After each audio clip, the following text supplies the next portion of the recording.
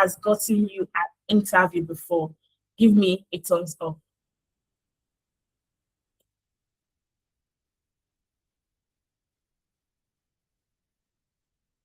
Oh, no, none. Okay, okay, okay, okay. So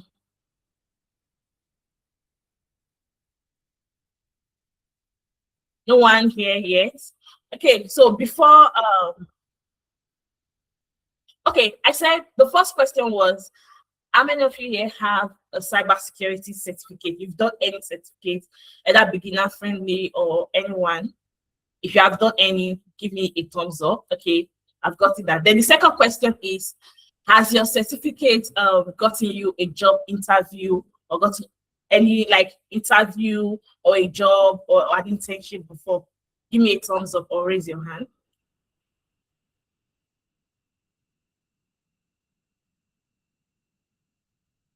Okay, nobody, nobody. So before I go ahead, Bishop, do you mind sharing what certificate do you have? It's a certificate on ethical hacking and just SOC analyst. Okay, okay, that's amazing. That means you do both SOC analysis and pen testing. Yes, ma'am. Oh, that's amazing. That's really beautiful. Okay, so I know one other person, James, you gave a thumbs up to.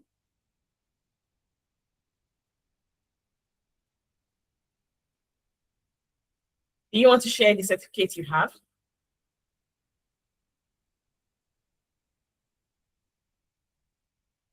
Okay. All right. So while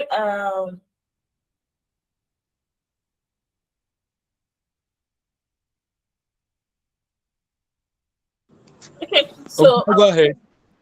okay, okay. Can you hear me now? Yeah, I can. Okay, so do you want to share the certificate you have? Or you say you've done? Okay. I'm actually studying cybersecurity as a degree in university, so I'm in my final year. Okay. All right, all right. That's amazing. So that means you have a more like a background in cybersecurity. That's Yeah. amazing. Okay, that's good. So you might be wondering, why is she asking this question? What does it have to do with what we have here to do today? What do I need a cybersecurity degree for, or sorry, a cybersecurity certification for, to ace my certificate, to get a job and all that? The reason why I'm asking is very simple. It's because it has to do with what we are uh, doing today. Please let me know if you can see my slide.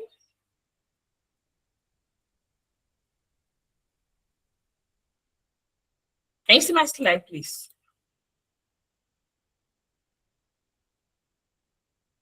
Okay, just give me a minute.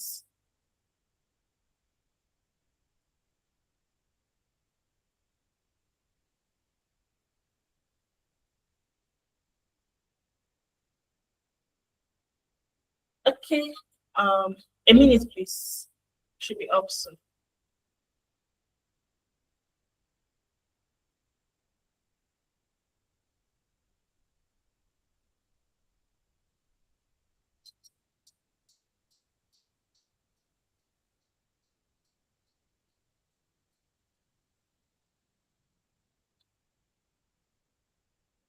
Okay, should be able to see my slide.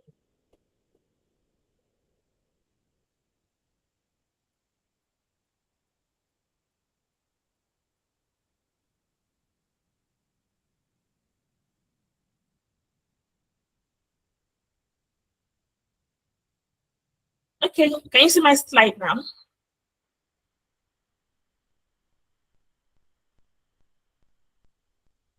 Okay, thank you so much. So yes, like I said earlier, you'll be wondering, why am I asking the question? Oh, if you've done cybersecurity certification before, or if your certification has gotten you a job interview. That's because of what we have to do today. It's an interesting topic, and I want you to just don't be in a rush to go, because you have a lot to learn from this. And also, there is something at the end of the session I have for you, not just myself. We at Amdari have for you. It's a gift from us, and you can only find out what that gift is if you stay to the end. So I promise you, this session is not going to be boring. You're going to love it. You're going to enjoy every bit of it. So just stay still. Pick if you need to write down, write a lot of things, because you're going to be learning a lot from this session. So today we'll be looking at certificate versus skills, building a cybersecurity portfolio that gets you higher. So I can see some of you will be guessing, oh, we get why I asked that question when I started. So before I dive in, before I start presenting and dishing out what I have for you this evening, let me introduce myself. My name is Cynthia Jato. You can call me Jato, you can call me Cynthia. I'm a cybersecurity specialist here at Amdari, and from the slide that you can see, I have nearly up to 5 years experience in cybersecurity. I started as a penetration tester, then I gradually moved into SOC analysis. So I'm both a pen tester and a SOC analyst at the same time. I work across different sectors, both fintechs and healthcare, and I've helped organizations to design and implement their security frameworks and also protect their sensitive data. So my expertise span across incident response, vulnerability assessment, threat hunting, and penetration testing.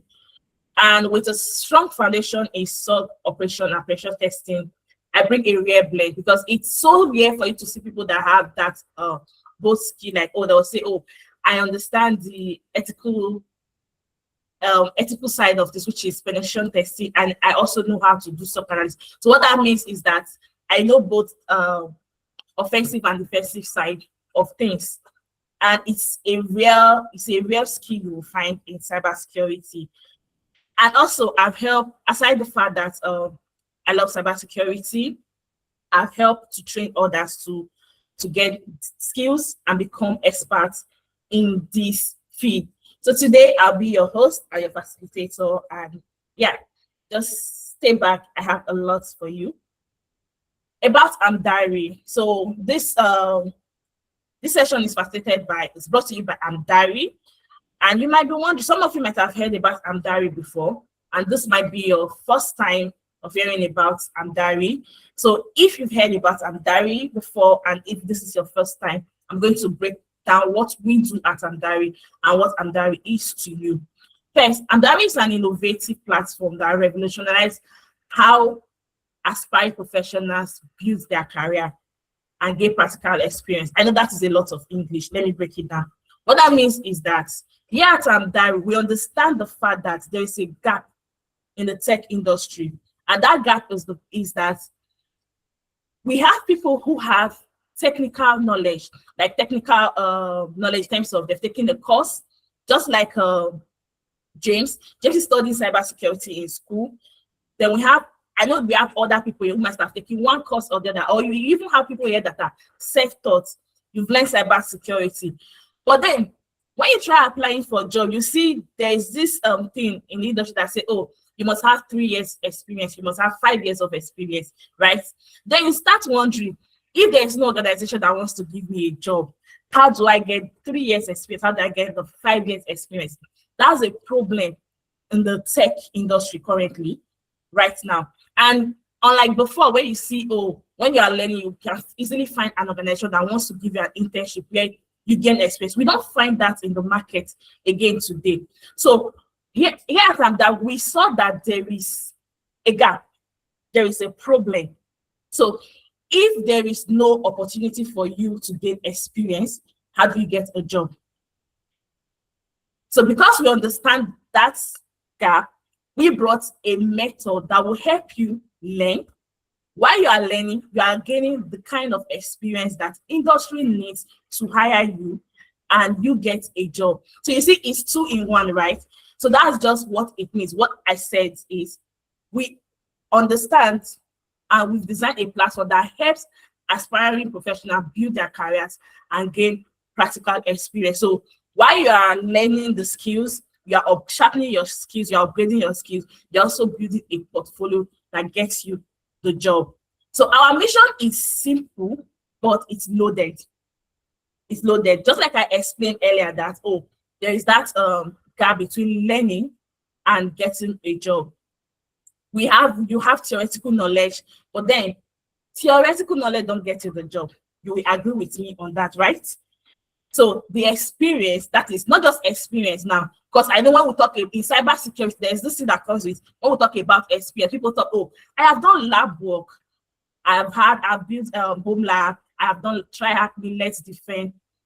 Track me is amazing, but let me tell you the truth, it's not real life experience. It does not, lab work is far from real life experience, right? So you have that theoretical experience, but then you need to experience how it feels like to be a SOC analyst in real life. You need to experience how it feels like to be a pen tester in real life, to be a GRC analyst, to be a cloud security analyst in real time and in real life. So that's what we bring to you. That's the gap we are trying to fill up. Give you experience, you learn, and at the end of the day, this experience you gain from us can give you a job and get you a job in the industry. And yes, we don't focus on cybersecurity alone. We have other tech career paths. We have data analysis, we have data science, we have data engineering, we have business analysis, and we have project management, product design. And in cybersecurity department, we don't just have pen testing and SOC. We have DevOps, we have cloud and application security, we have GRC, so that pen testing and security operation center. And you can see one thing that makes us unique and different from every other organization you find out there is that our project do not just build your technical skills, but instead it enhances your skill all round. It enhances your skill all round. Then it helps you build a robust portfolio at the end of the day. Trust me, our interns have gone out there to do exploits. And I'm not even trying to sweet talk you right now, but then as I go on, you will see some of these things. And the reason why I'm saying this, because I'm not just saying this just to say amazing things, because I have backing and I have evidence. That's why I'm saying all these things. So you build robust portfolio that showcase your expertise and potentials to employ. Yeah. So this is Amdari, and welcome once again, and thank you for joining me in this session. So yes, we have amazing people that are founders of Amdari. One of them is Efemina Ikro. Efemina has wealth of experience cutting across several areas with data ecosystem. So when I say data ecosystem, anything that has to do with data, FA lives and breathes data. Like it lives and breathes data. It has experience across all data ecosystem. So it has experience in data analysis, data science, data engineering, and also is our co-founder here at Amdari and Analytics. So through this platform, it has helped a lot of people, like over 3,000 of people transition into full-time tech roles in tech. So imagine someone that's helped a lot of people. So that means he understands everything that has to do with transitioning into full-time job, full-time role in tech. So he has helped over 3,000 people transition into full-time role in tech and land their first job with no prior tech background. So what that means is that you don't need to bother yourself about the fact that, I don't have a cybersecurity background, I don't have a technical background. That does not actually have to do with how successful you are in tech or how successful you are in cybersecurity. I am a living testimony because I have a background in political science and I am doing well in cybersecurity today. So FMNA's experience spans across data and AI contractor within the UK, US, and Canada, where he currently lives. and our business data support lead. He has worked as a business data support lead, post office in the UK, data analyst manager in the UK also, cloud business system analyst in Ireland, business intelligence developer, management and data analyst. So, you know, when I said he lives and breathes data, you see what I mean by that. So we have experience in data and in tech. Then our second co-founder is Adeza Suleiman. Adeza is a technology expert with over a decade experience in data analysis and management consulting. So as the founder of Tenalytics and also the co-founder of Amdari, Adeza has said over 2,850 people with no prior tech background transition into tech and land their first job. So you see, there's something unique about our founders. They know their onion, right? They know what they are doing, and they've been doing it for long, and they have a lot of numbers to show for it. So Adeza's experience spans data science consulting, also in the UK and US, data analyst, business performance, Isara Group Limited, data analyst consultant.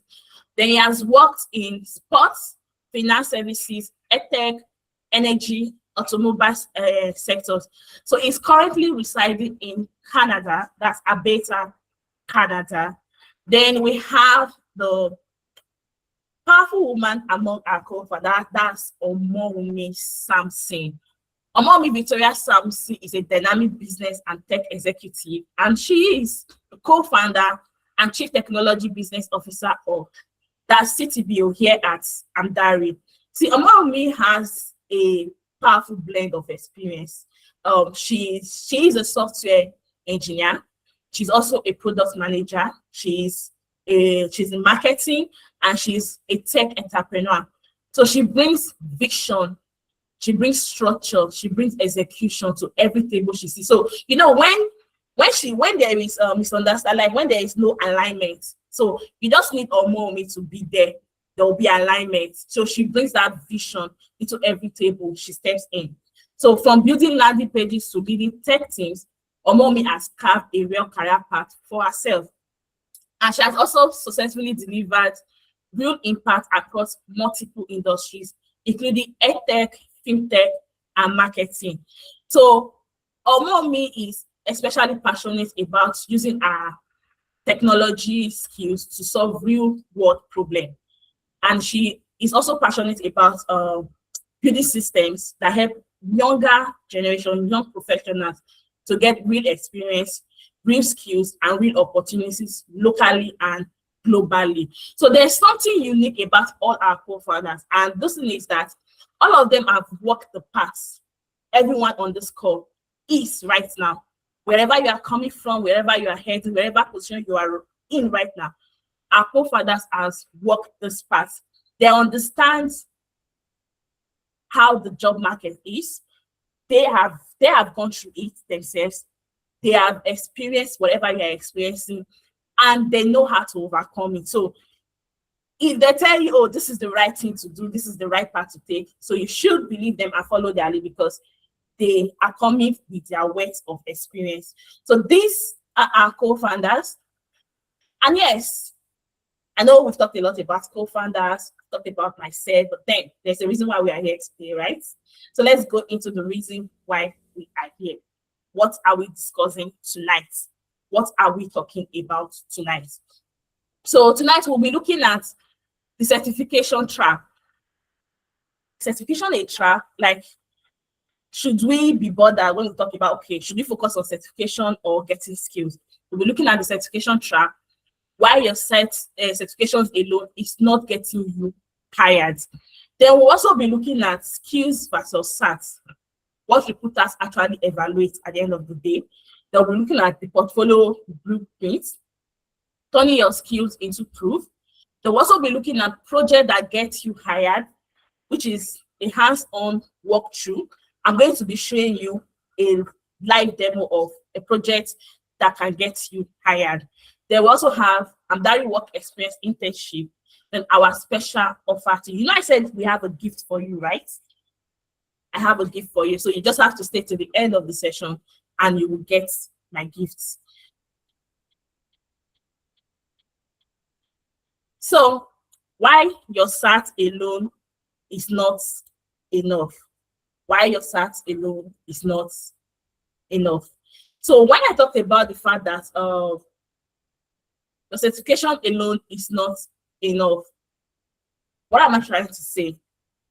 The thing is, currently, people in cybersecurity, when people are coming into cybersecurity, we focus more on what is happening online.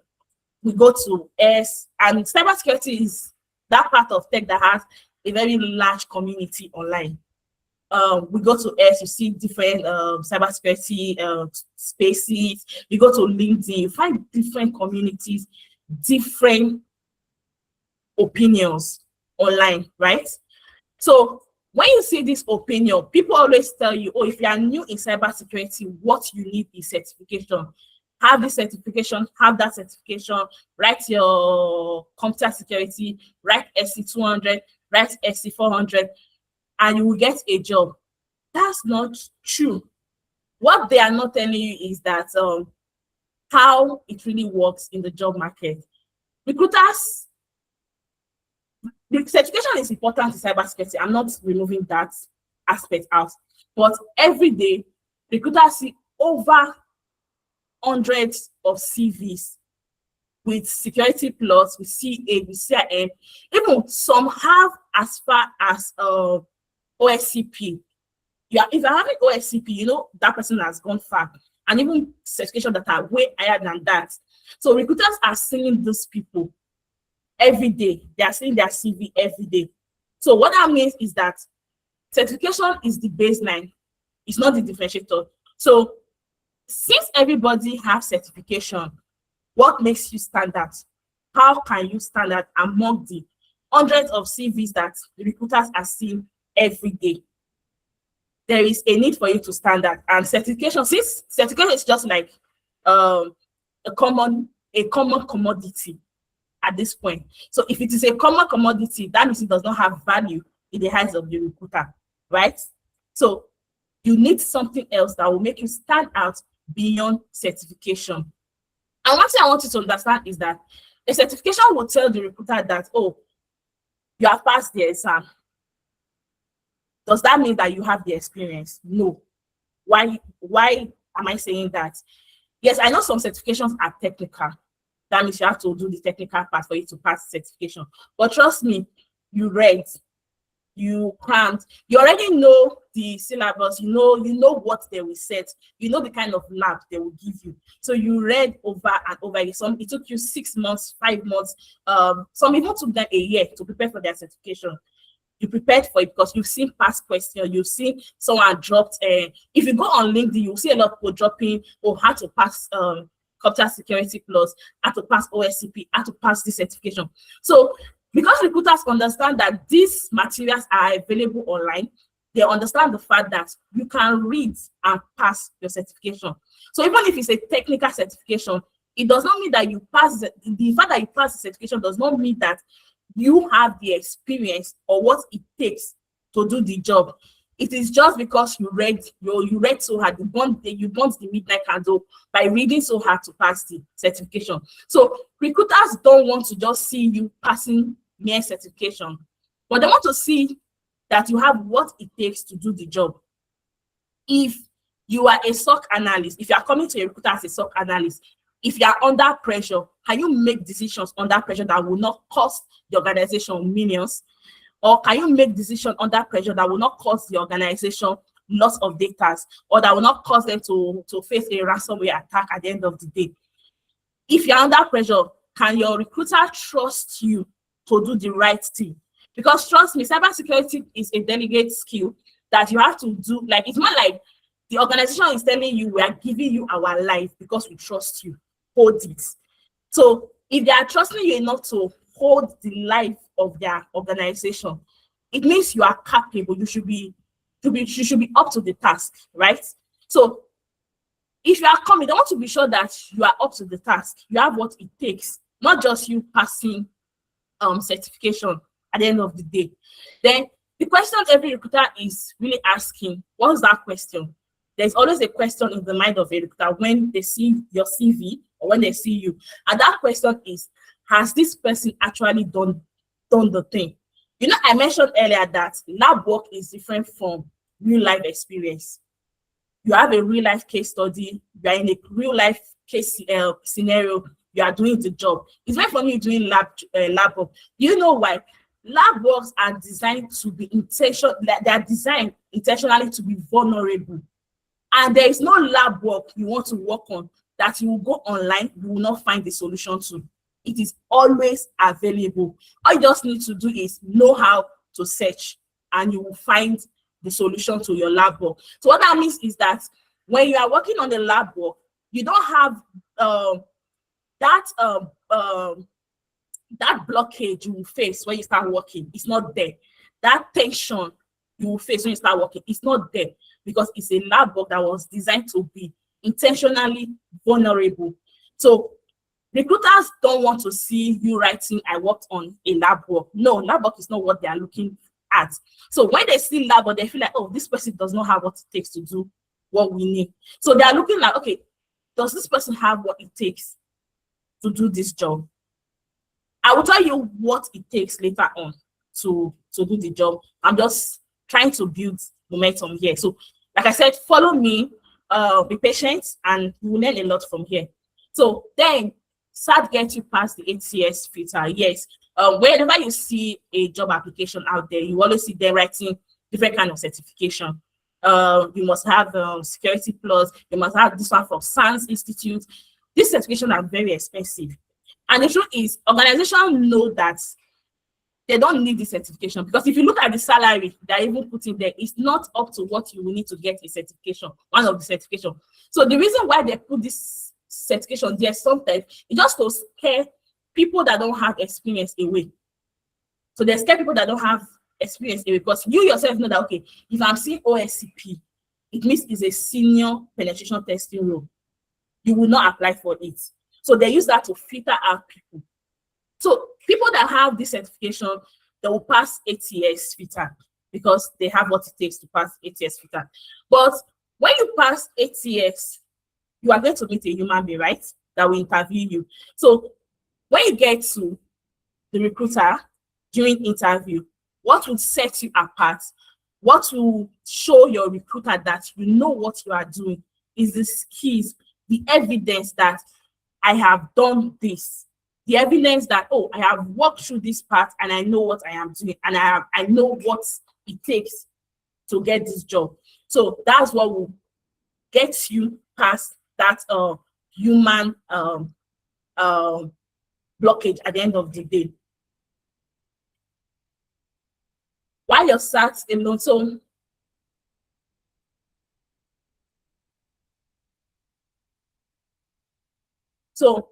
what are recruiters actually looking for?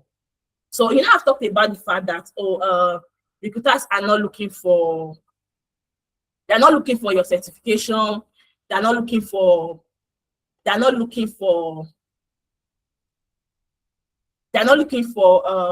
if you have done lab work, if you have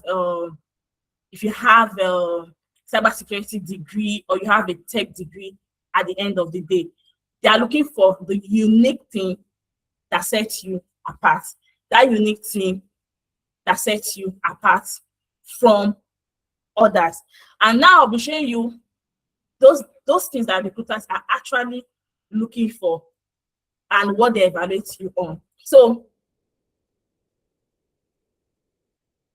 let me switch a little bit.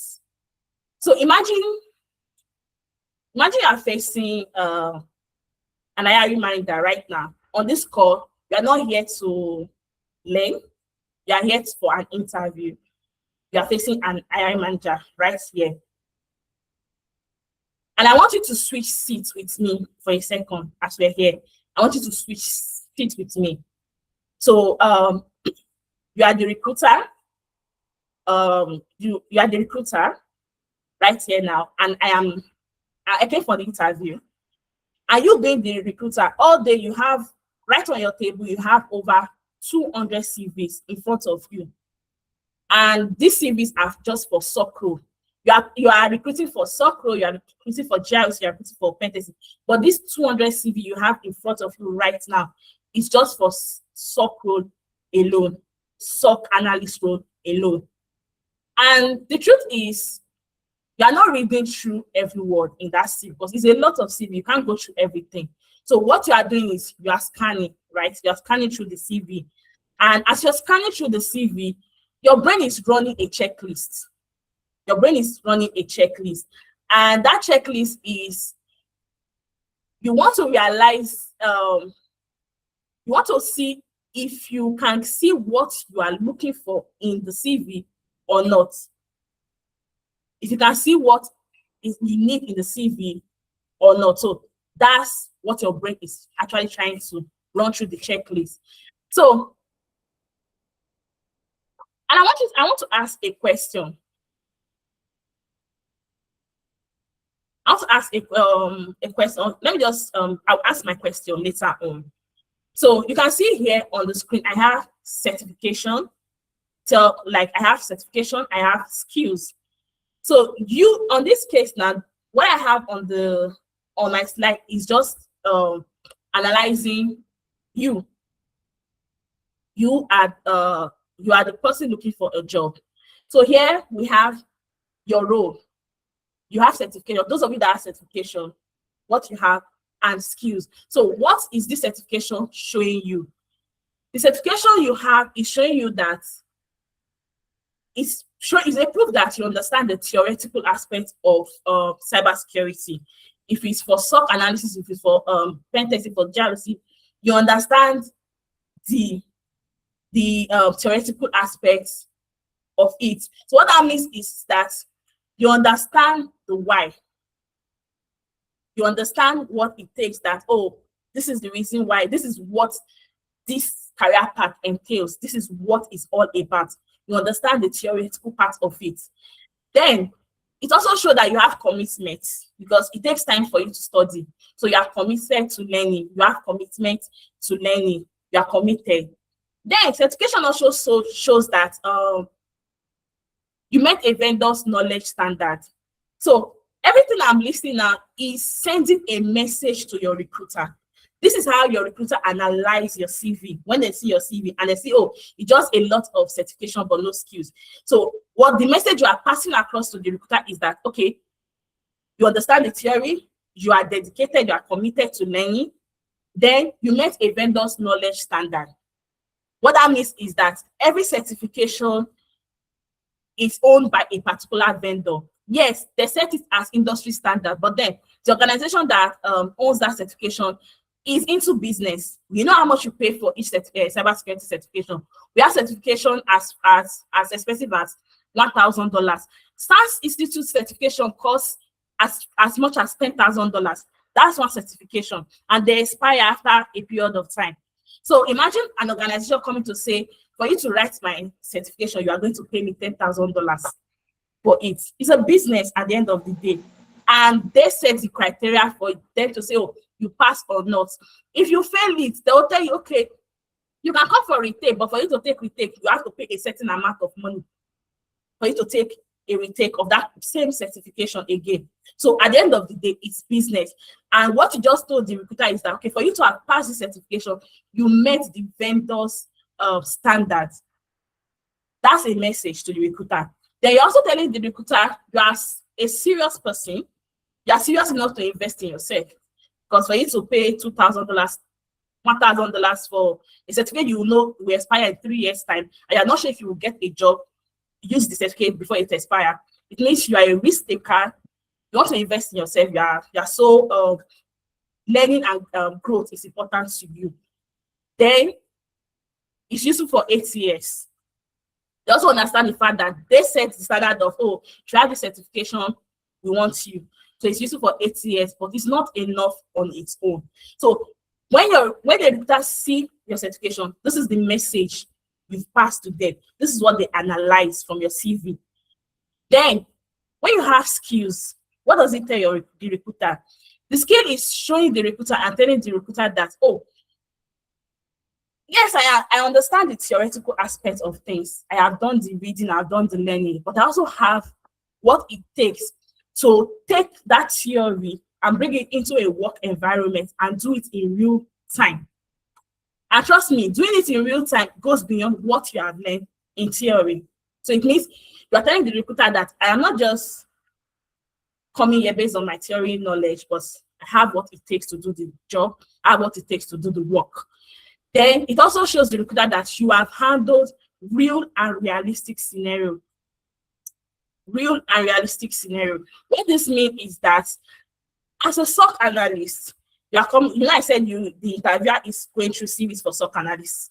So as a SOC analyst, what that means is that when there is an attack, you will not disappear, or you will not be so anxious and disorganized that you will not know the next step to take. Because for you to carry out a proper triage and containment in SOC analysis, you have steps you need to take. And if you miss one step, you flop the whole step. It means it will affect the organization at the end of the day. So, and for you to be able to do that, you need to be calm under pressure. Yes, there is pressure, but you need to learn how to be calm under pressure. Trust me, you don't learn that from reading. You don't learn that from taking exams. You don't learn that from doing lab work. You learn that from being in a SOC center. You are seeing an attack face to face. The attack is moving so fast, and right there you are wishing, oh, can this ground just open up and swallow me, because you are under a lot of pressure. And any mistakes that happen, the blame is on you. So you know, at that point, everything is going haywire. You are tense and up. But even the fact that you are tense, your recruiter expects you to be calm. It's an irony, right? You are tense, but you need to still be calm at the same time, because you need to make the right decision. You need to make the right choices. You need to follow the right step. So you need to know when to escalate or not to the next tier in line. You need to know when to contain. So these are skills you learn in the actual job environment. The book will tell you, oh, do this, do that. But trust me, when it comes to real life, it's different from what the book is telling you. So the recruiter understands the fact that, oh yes, if you are saying that I have done this, I have done that, I have triaged before, I have escalated issue, I have contained issue, I've carried out vulnerability assessment before. I know what it takes to think and see things that people are not seeing. I know what it takes to search for things that ordinary people cannot search and find. I know what it takes to write a framework for an organization. So when they are saying that you've handled these real skills, you are telling them that you're not just committed to learning, you're not committed to investing in yourself, but you are also committed to improving their own organization. Because no organization wants to employ you when they know that, oh, you are not going to add value to them. So you are telling them that if I'm committed to study and learn and know what it takes to do the job, that means I'll be committed to make sure that I am protecting the organization. So they're taking that from your skills that they are seeing from in your CV. Then you're also telling them that you can explain your thinking clearly. This afternoon, I was telling my interns that if you carry out an analysis and you don't know how to present your analysis in a simple way that a layman will understand you, you've not done anything. Yes, you've been able to solve a problem for the organization, but you've not done anything. It's a waste of time, because everything you've done, you should be able to explain it to your stakeholders. Trust me, 95% of time, your stakeholders are not technical persons. So if you cannot explain to them what you did, what the problem is, you just wasted your time analyzing and doing a lot of technical work. They don't want to hear technical jargons. So if you can explain to your recruiter your thinking process, your thought process, how you carried out a particular project, what you did from beginning to the end, and how you improved and contributed to that project. So it's just like you are telling your recruiter that, okay, let me give a scenario now. I am at work, and while sitting, I realize there's an alert coming in. While that alert is coming in, immediately I need to shift to action. But then I don't just need to start escalating and start saying, oh, there's a problem. No, I need to calm down, because I need to understand if this alert is true positive or a false positive, right? So when after doing my validation and I realized that, oh, this alert is a true positive, I escalated to the next in line, and we're able to contain the issue and all. So imagine me once I want to tell the recruiter what I just did. I can tell the recruiter, oh, I realized that around 9:55 a.m. there was an alert that came in. When the alert came, the first thing I did was to analyze and see if it was a true positive or not. So when I realized it was a true positive, I had to escalate. That is validation now, carry out validation. And the reason why I validated it is because I realized that, oh, it was a phishing attack. That's because I can see from the logs I'm analyzing that we have about 11 failed attempts, like 11 login failed attempts, and we have one successful.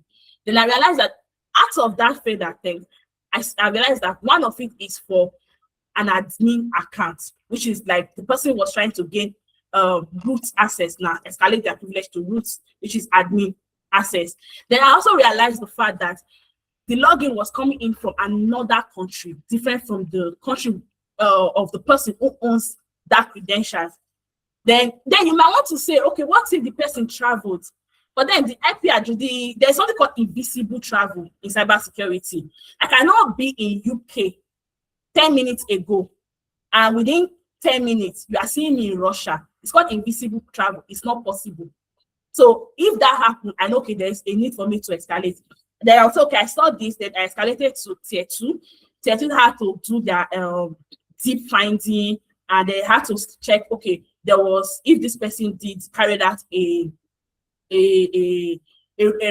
wrote another route for the email, then try to block email coming into that account that has been compromised. And if this person has sent out more phishing emails to the workers, then from there, the tier 2 team had to start containment. So what they did first was to block and remove access from that account. So while they blocked the access, they were able to log out the attacker. So after carrying out the access, they have to start doing cleaning by checking, okay, if there's backdoors left, they have to start changing password. They have to start setting up multi-factor authentication.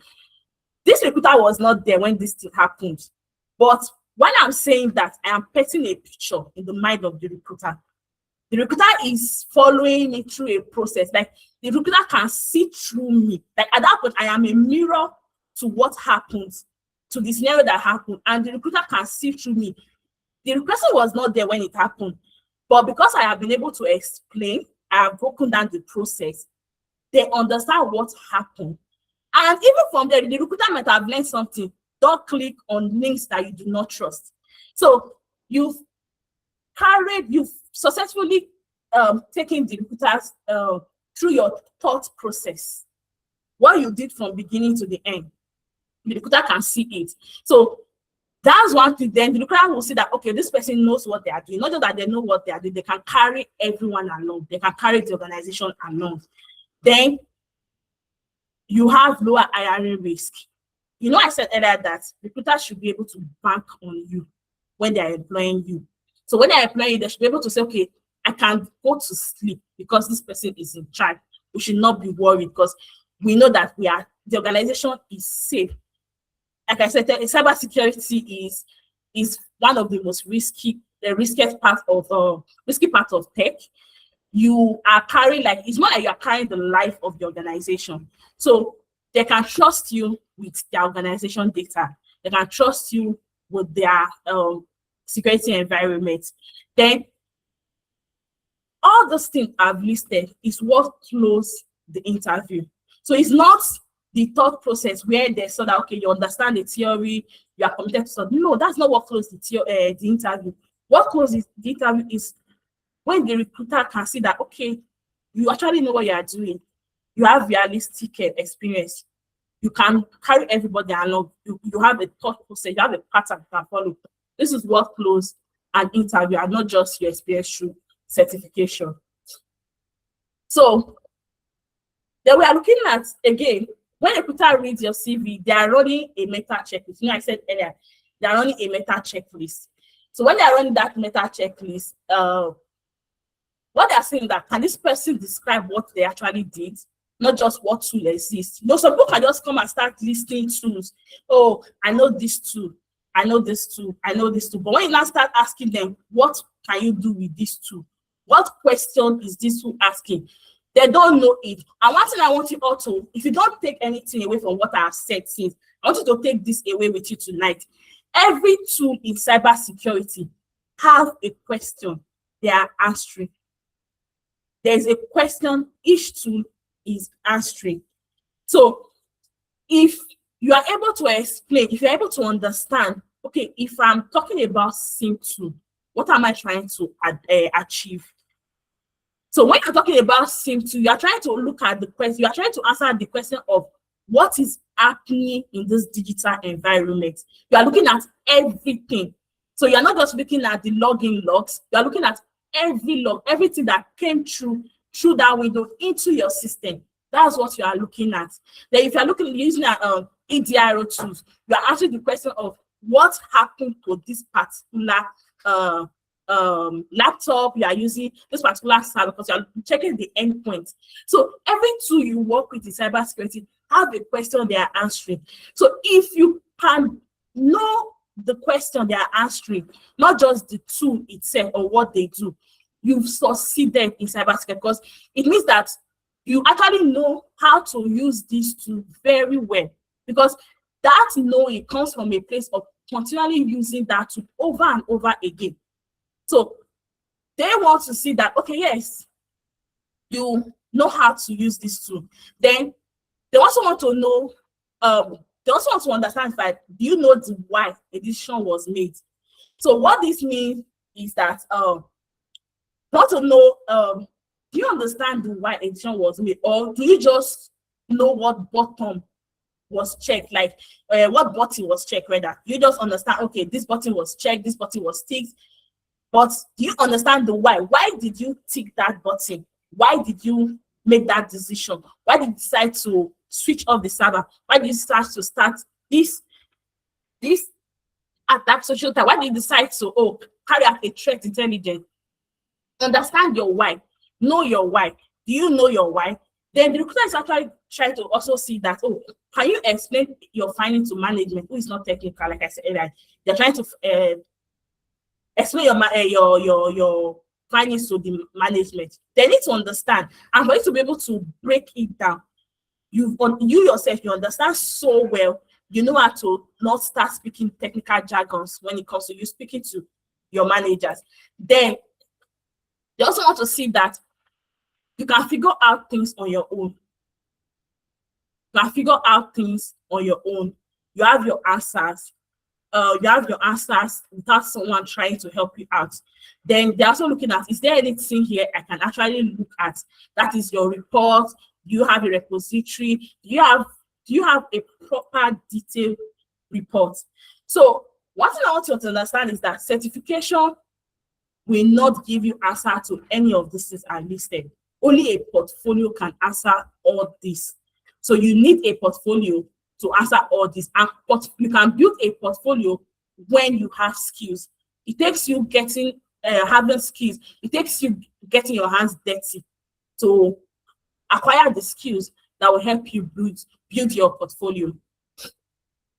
Then, before I go on, when I started this session, I said I was saying a lot of things, and the things I was saying about Amdari, I said it's not bragging. It's not because I am bragging, but it's because I have a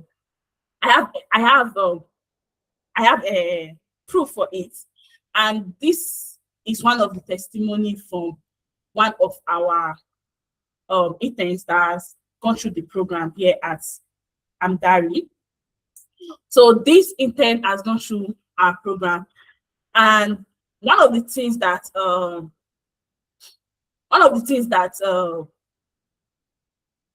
Danity mentioned is the fact that the project he worked on has helped him to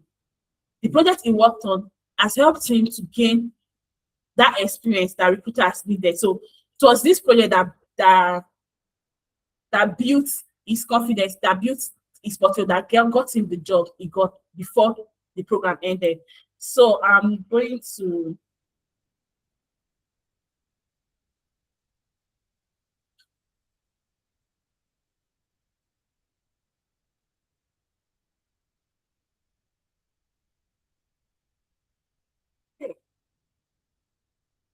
I'm just quickly going to share a bit of that thing's testimonial.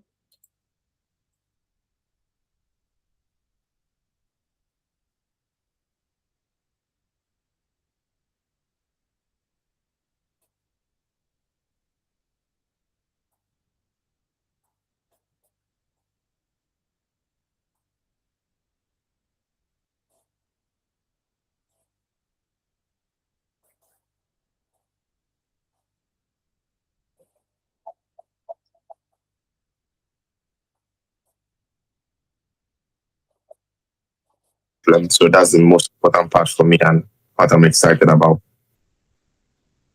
Amazing. So how would you say the experience at Amdari helped you land the role, like from the projects you worked on to the types of mentor you had and all that? How would you say that really, really contributed to you landing this role? Well, in the interview, my background is data science and sales. So this role is more like a business analysis role. It's a mixture of different bits, but they were not looking for someone who was a business analyst per se, a project manager. They were looking for someone who had a bit of data science background, project management, business analysis. And funny enough, I had never heard of, I had never done anything from business analysis till I got to Amdari.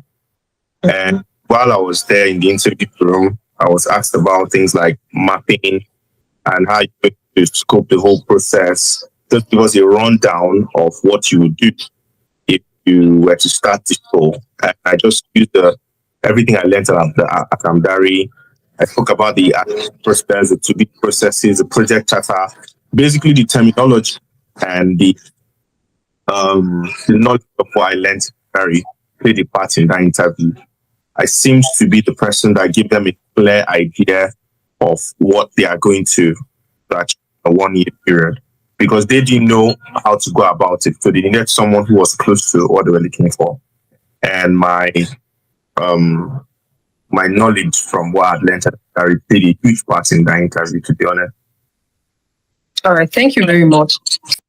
So you can hear from one of our interns that has gone through the program. I am not playing the full video because I don't want to take much of your time, but you have access to this slide and you can watch the full interview with him. So I know you might say, Dalison just mentioned data and business analysis, not cybersecurity. When we started, I said we are not just focused in cybersecurity alone, but we are focused on every aspect of tech. This is Dalison's story. I have another person in cybersecurity. Her name is Shikeade. Shikeade joined us as a SOC analyst. That was last year. So when she joined us as a SOC analyst, she did SOC analysis here and she was done. So, by December, she messaged me and she said, "Just I want to call you. It's urgent." So I was like, "Oh, what happened?" Then I picked up, I called her. I said, "What happened?" I said, "I have good news. I just got a job." And I was like, "Okay." I said, "Guess what? I did SOC analysis. I applied for a SOC analyst role, but guess the kind of job I got? I got a job as an offensive and threat intelligence analyst." You might be wondering what is special about that role. That role is 2 in 1. First, they have SOC experience, right? So why are they not giving her the SOC role she applied for, but change her role to something better, which is offensive security and threat intelligence? Offensive security is penetration testing. It has to do with pen testing, to do with vulnerability assessment. And threat intelligence is not just mere SOC analysis. You are going deeper. It means you are going to be analyzing malwares. You are going to be analyzing scenario-based incident that has happened before. You are going to be analyzing them to see how the organization can avoid this situation in the future. What did they miss before?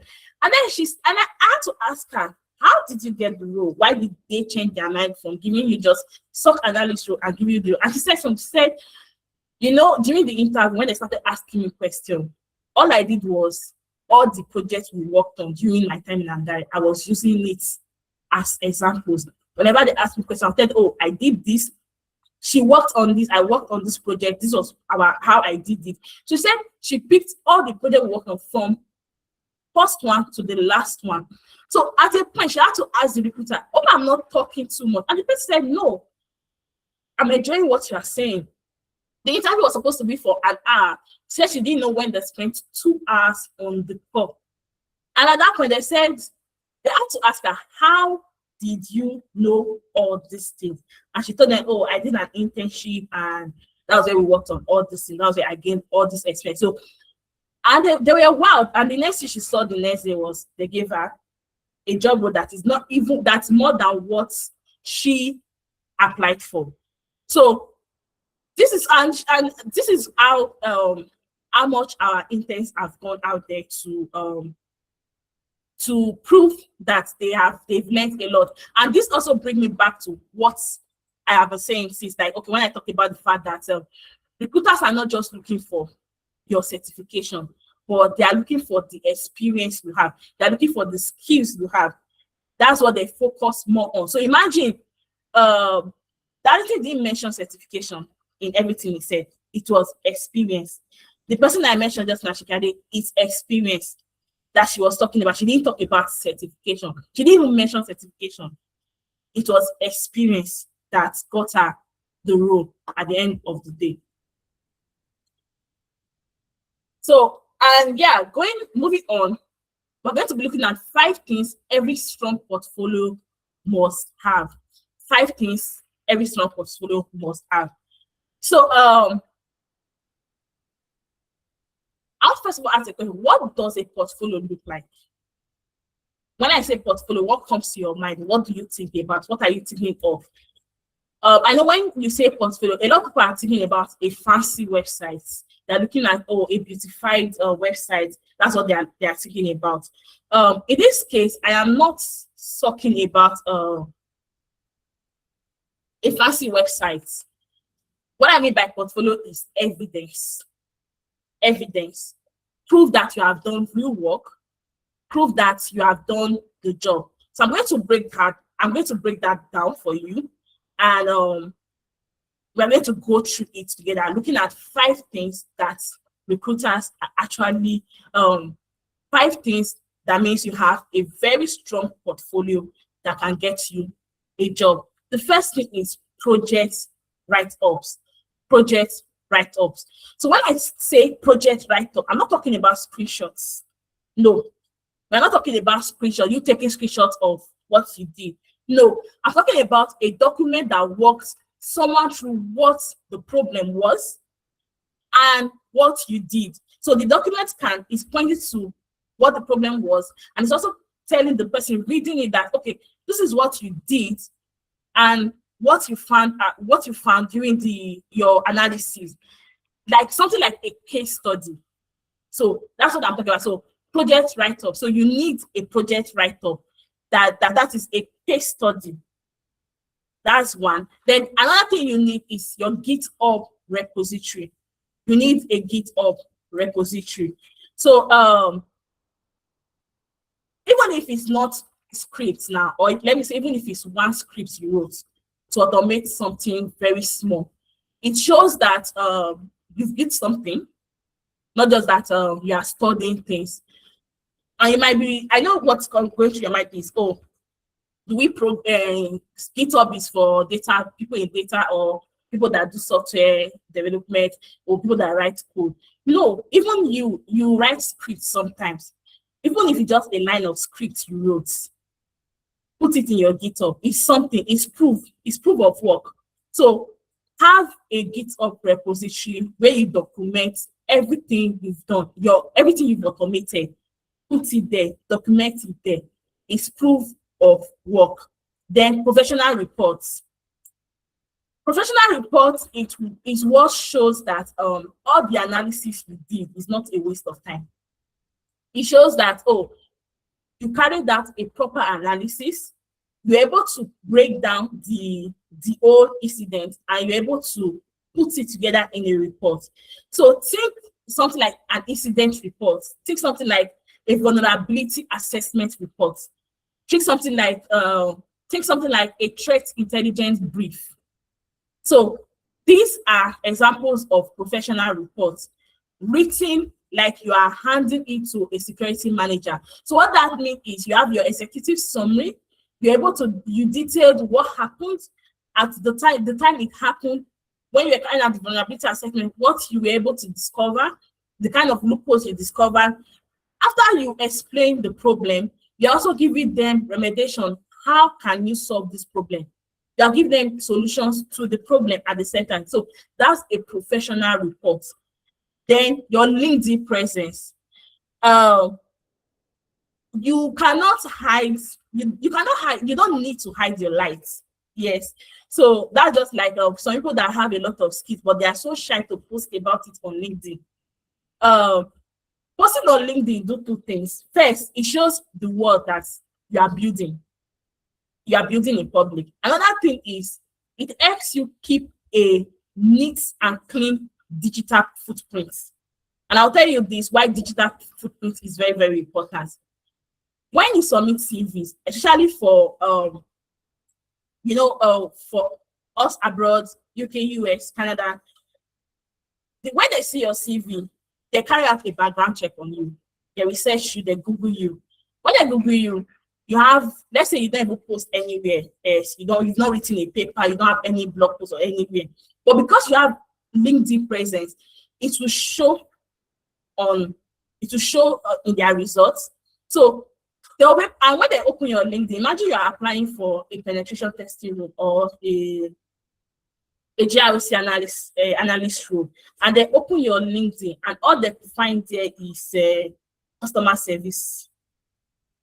What are you telling your recruiter? You're telling them that, though I said on paper that I have cybersecurity skill, but my digital footprint does not have anything that is pointing to the fact that I even do cybersecurity at all. Not talk of you having the skill.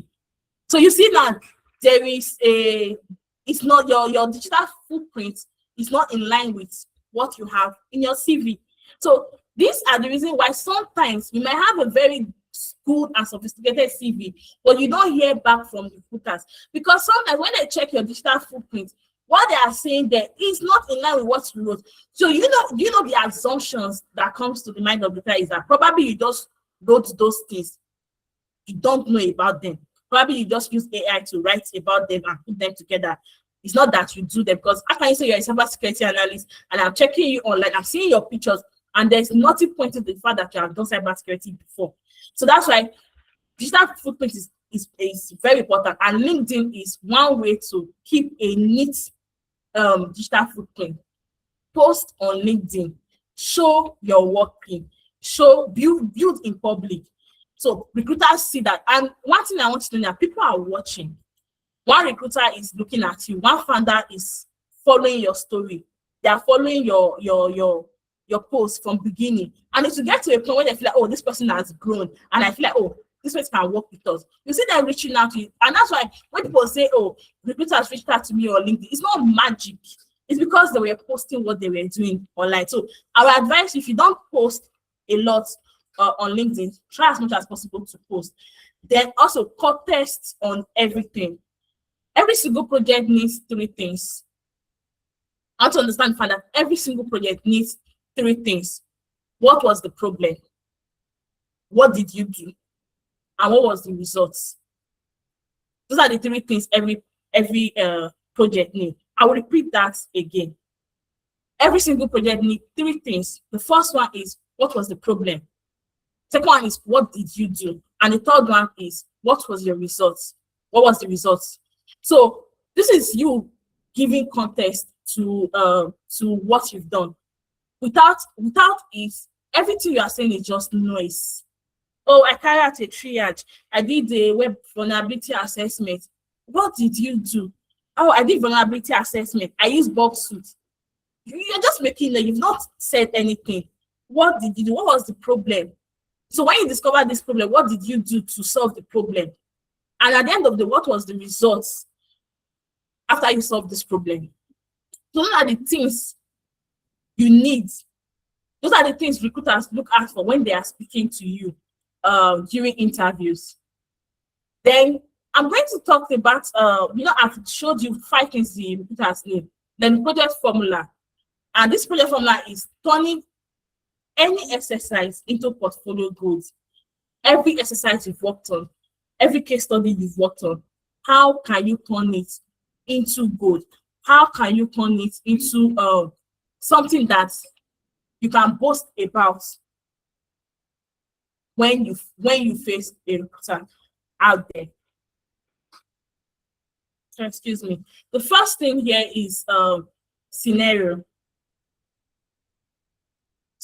So when we talk about scenario, what am I talking about? I'm talking about the situation. For example, there was a suspicious email that was reported by an employee. Then while the employee reported the suspicious email, the sender looked like a Microsoft company, like the message is coming from a Microsoft company, but the domain was not looking like that of Microsoft company. That's a scenario. You get, there's a scenario. Then your role in that case now, what role did you play? What were you responsible for? You can tell, oh, when this happened, I triaged the email, I put the headers, I ran it through analysis tools, and I escalated the findings. You played a role. So you see, there's a scenario, you have talked about your role in the scenario. Then now move to the tools you use. Okay, what tools did you use to do this? You can talk about, oh, I use MS2 Boss for header analysis. I use Virus Total for link scanning. I use Splunk to check for similar email across the environment. So you see that you are building momentum. Like you started from a scenario, you talked about what you did, they talked about tools. Then you can ask you about methodology, or they don't even need to ask you about methodology. Then you go into methodology yourself. So methodology is the framework that guided you through what you were doing. So you can talk about NIST incident response framework. How did you use NIST incident response framework? Or you use it to identify. Aside identifying, you use it to contain, you use it to eradicate, and you also use it to recover. So you've just explained a process through using methodology. Then finding an impact. Then this now leads to finding an impact. So when we talk about finding an impact, we are talking about what you when you were carrying out your analysis, what did you find? Okay, when you were doing it, oh, there was an the email was a credential harvesting attempt. So the sender was trying to harvest the credential of your workers, and you flagged the IP address. You flagged the IP address in the threat intel. Then there was a recommendation to, you recommended blocking the domain and user awareness, and you recommended a user awareness training in your organization. So that was finding an impact. Then the report is now, and you wrote it. You wrote a report that is a professional report that has an executive summary at the top for the manager, technical detail below for the analyst. Then at the end of the day, that report is your portfolio entry. That's your portfolio entry. So what you have just proved to the recruiter is that from one investigation, you were able to carry out, from one case study, you're able to carry out a proper investigation. You're able to document the scenario. You're able to document what happened, the problem, everything that happened properly, and it was worth more than 3. And everything you just mentioned, from the beginning to the report writing, everything you've said and you've documented is worth more than 3 certifications put together. And when I say certification, now you might be saying, oh, what do you mean by that? And this brings me to say this point that there are something called online noise validated certification, and they are industry recognized certification. And what most beginners, what most professionals have is just online validated certification, not industry recognized certificate. So it's just a certificate that people tell you, write this. You're just accumulating all together. You see someone that have 15 certification, a beginner. What are you doing with 15 certification? And this certification are not even recognized in the industry. They're just noise. So you having 3 of that certifications together and you have a well-detailed portfolio like this is worth more than 3 of that certification, and this will get you a job instead of that certification at the end of the day. Then here we have portfolio project ideas by specialization. For SOC and threat intelligence, we have phishing email triage with full written incident report. So this is a case study. This is a beautiful case study you can work on, and if you put it in your portfolio, recruiter will go for you. They want to hear you out. First, if you are going for SOC analysis, you want to try out phishing email triage, full written incident report. You want to try out SIM alert investigation using Splunk or Elastic SIM. You want to try out threat actor profiling map to meet threat attack. Then if you are doing ethical hacking, pen testing, you want to try out web app pen testing with a proper executive report. Then Active Directory attack and privilege escalation. You want to try out API security assessment using OWASP API for 10. So then before we go on, this is another testimonial from one of our interns too. His name is Pedro. Pedro was one of our SOC and threat intelligence intern. I will not be playing the video here because of time, but when you get this, please go through the video. So so he got a fully sponsored visa sponsorship job in the UK after our internship. Then aside Pedro, we have others too. Then I talked about portfolio project ideas by specialization. I talked about the one for pen testing and stuff. We also have for GRC and cloud security and application security. For GRC and compliance, we have risk assessments. So what you will do with this is write a report that maps to a specific ISO. Here you can use ISO 27001 or NIST CSF. Then GDPR gap analysis. You can do a GDPR gap analysis for a fictional organization or an actual organization if you get to intern with an organization. So you can use an actual organization. Then business continuity plan write-up. Then for cloud and app security, you can do AWS S3 misconfiguration audits and remediation reports. You can also do a Docker containment security review. You can do a CI/CD pipeline threat model and security assessment.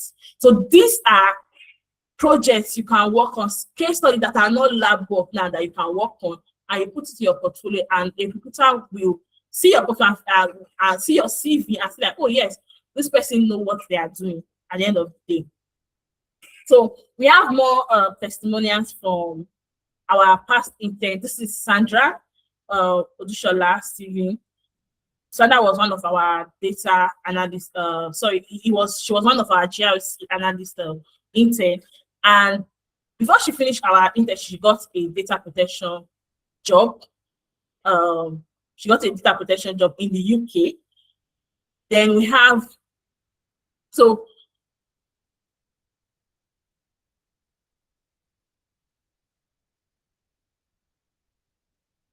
then I've shown you how you can build your portfolio, how you can start that during interview. But then I've not told you the mistakes you are making. What are the mistakes you are making? One of the mistakes is screenshots without context. When you are carrying out an analysis, you take screenshots. Then when you take these screenshots, you don't give context to what you did. For example, I have seen CVs where someone will list their home labs. Well, like I said before, home labs are not rated in the industry. You see people list home labs that they did. They list it as experience. And when they now get to the interview, okay, because the interviewer does not have a choice, that's what they have there. Ask them a question. Oh, show me, the interviewer will now ask, show me 15 MAP scan screenshots. So they will not be showing like a lot of screenshots, MAP scan screenshots that they did, a lot of it. Then one thing I always ask them is, what were they looking for? You are just showing me screenshots. Why did you run an MMAP scan? What were you looking for when you were running MMAP scan? Most time, 98% of them don't know what they were looking for. They were just taking screenshots. They were gathering evidence that you don't have, you can't defend at the end of the day. So your analysis should be an evidence, not the screenshot you are just taking. You should be able to analyze what you are doing, what you are looking for. So screenshot without analysis is one of the mistakes you are making in your CV, like showing as a proof of work in your portfolio. Then generic projects. We have a lot of people with generic projects. So some will say you set up home lab. When you say you set up home lab, I don't understand. What kind of home lab did you set up? Are you trying to tell me you are setting up a chemistry home lab or what? So you are telling me nothing. What did you do in the lab? What is the lab all about? What did you investigate? Safety comes with, excuse me, safety comes with you that have, I'm using lab here that because this is what most beginners use when they are, which is part of the mistakes too, when they are writing their CV or putting their portfolio together. But in a case whereby you've worked in a real life environment, you've worked on real case studies, you don't just say, oh, I carried out a phishing analysis, I carried out an Active Directory, I deployed something in cloud, I carried out an ISO 27001. You are not telling me anything. You're just stating what you did. That's generic project. What recruiters want to hear is that, what did you do when you were trying to map out an ISO? What did you do when you were doing your vulnerability assessment? They want to hear what you did. What did you find? Be specific. Be specific. Not just don't be generic. Then start heavy project like CVs. So CV will just, I've seen a CV before, and I'm not joking now. This person has 25 certifications. 25 certifications, and there's no experience.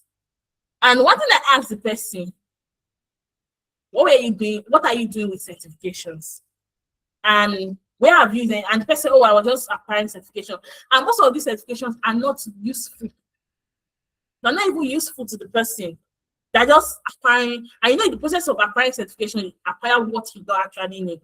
So start heavy and project like what you should fill your CV is project, case study, not lab work. I mean, proper case study project, not lab work now, not certificate. So this tells a recruiter you know how to study, but then you also know how to get your hands dirty. The inaccessible work. So if I ask you in an interview to show me something you have worked on, and you cannot tell me anything you have worked on, there's a problem. Even if it's in your CV and you cannot explain to me what you've worked on, there is a big problem. There is a problem. So your work needs to be, you can tell me about it. Then aside from that, you can tell me, I want to see. And I also ask you, okay, show me. Let me see. You should be able to show me. So your work should be somewhere, a portfolio. You should have a portfolio somewhere, a link to your portfolio, a link to a GitHub account. Just have somewhere you document your work that can show as evidence that you are doing these things. Now, I've said a lot of things. I've talked about lab work and certifications, how certification does not help you to get a job, how lab work will not help you get a job, but then case study scenario.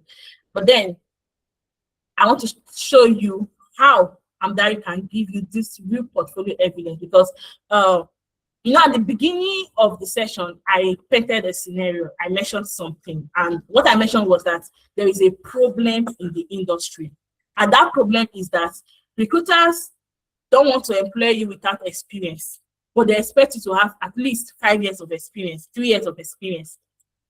They want to see that you've worked in a real life environment. They want to see that you've gotten your hands dirty in an actual work space. And then if they are not willing to employ you, how do you get that experience? So this is how Amdari comes in. And I mentioned before that because we found out that there's a problem and we know that there's a need for us to bridge that gap, that's why we have Amdari today. And that's how Amdari comes in to help you out to build the portfolio. But it will not be nice for me to tell you, oh, this is what you should not do. Don't work with lab. Don't write a lot of certification. Focus on case study. We don't want to see your lab. We don't want to see you reading. And it will be so bad of me. So now come and tell you, okay, we are done with the session. You can go home. I have only outlined the problem. I'm not giving you a solution. So because I'm a nice person, I've outlined the problem. I'm going to give you a solution. And the solution is Amdari helping you to build real life portfolio evidence. So how do we do that? We do that through our work internship. So everything we've talked about tonight brings us down to this point. We talked about the project formula, we talked about the portfolio structure, we talked about the documented evidence, everything we've talked about. This is the reason why Amdari Work Experience Internship is built. And this is what Amdari Work Experience Internship is built around. So it's not, we are not going to talk about building a portfolio. We are not talking about theory. We are talking about evidence. Evidence.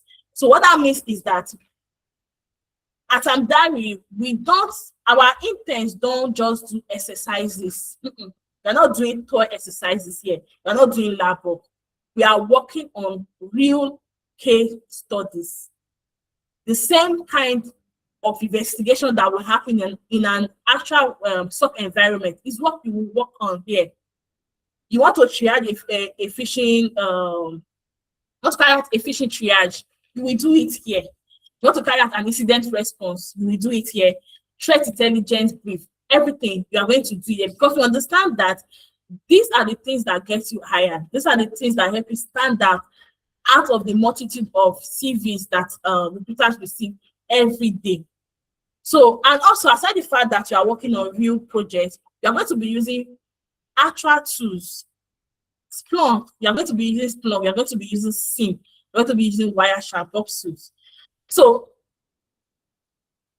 these tools, you are going to be using these tools in their entirety. What I mean by that is that you will not just know what the tool is called or what it's used for. You'll be able to answer the question that comes with these tools. Or what question is this tool answering? If I'm using this tool, what problem am I solving? How am I helping the organization to move forward? You will understand everything that comes with this tool. And you might want to say, oh, there's something going on in your mind now, like saying that I have never used Splunk before. So if I now join Amdari internship, how do I know how to suddenly use Splunk? It's not magic, right? Because we understand this, there is someone that will be holding your hand. And this person is your mentor. The mentor will be there to guide you, will be there to hold your hand, show you what to do. And there is this amazing way I always like explaining who a mentor is. A mentor is someone who helps you pass through a road.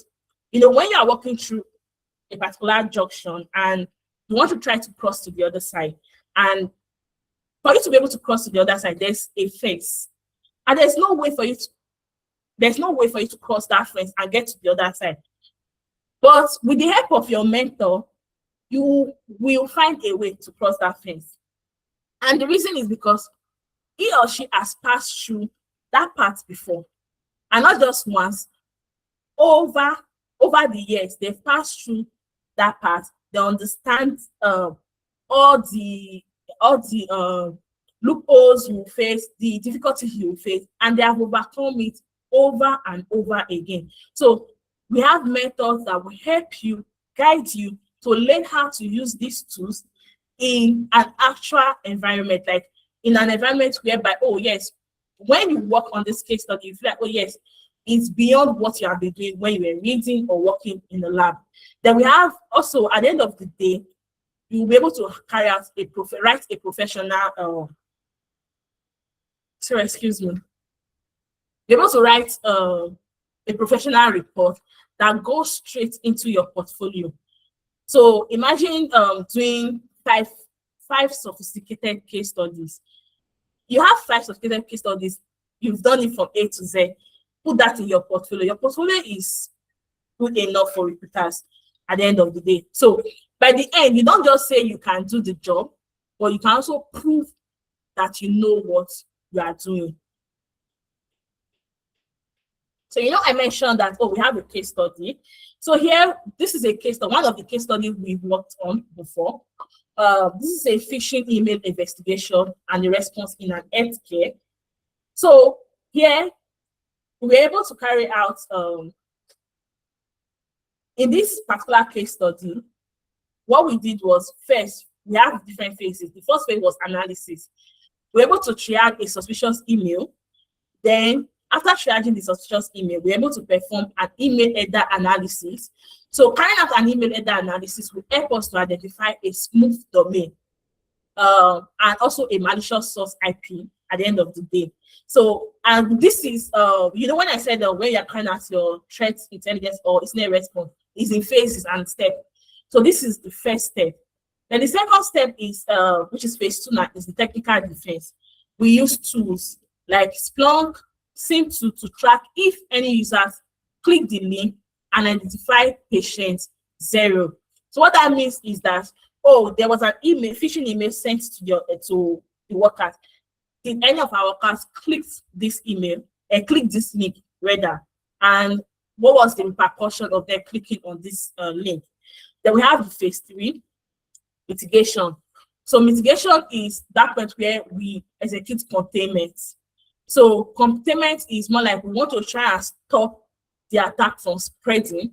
And what we did was we reset the whole compromised account. So let's say we have 50 employees working in this organization. Out of 50, 15 clicked on the phishing link. So these 15 that clicked on this phishing link, their account is compromised. So what I mean by that, that's their official account now is compromised. So what we did was we reset the compromised account. First of all, contain the whole issue, block the account. Then after blocking the account, we reset the password. After resetting the password, we set up 2-factor authentication. Yes, you may have wondered, why was there no 2-factor authentication before? There was, but some attackers can be so sophisticated that they'll be able to bypass 2-factor authentication. Then we have to make sure that it is put in place again.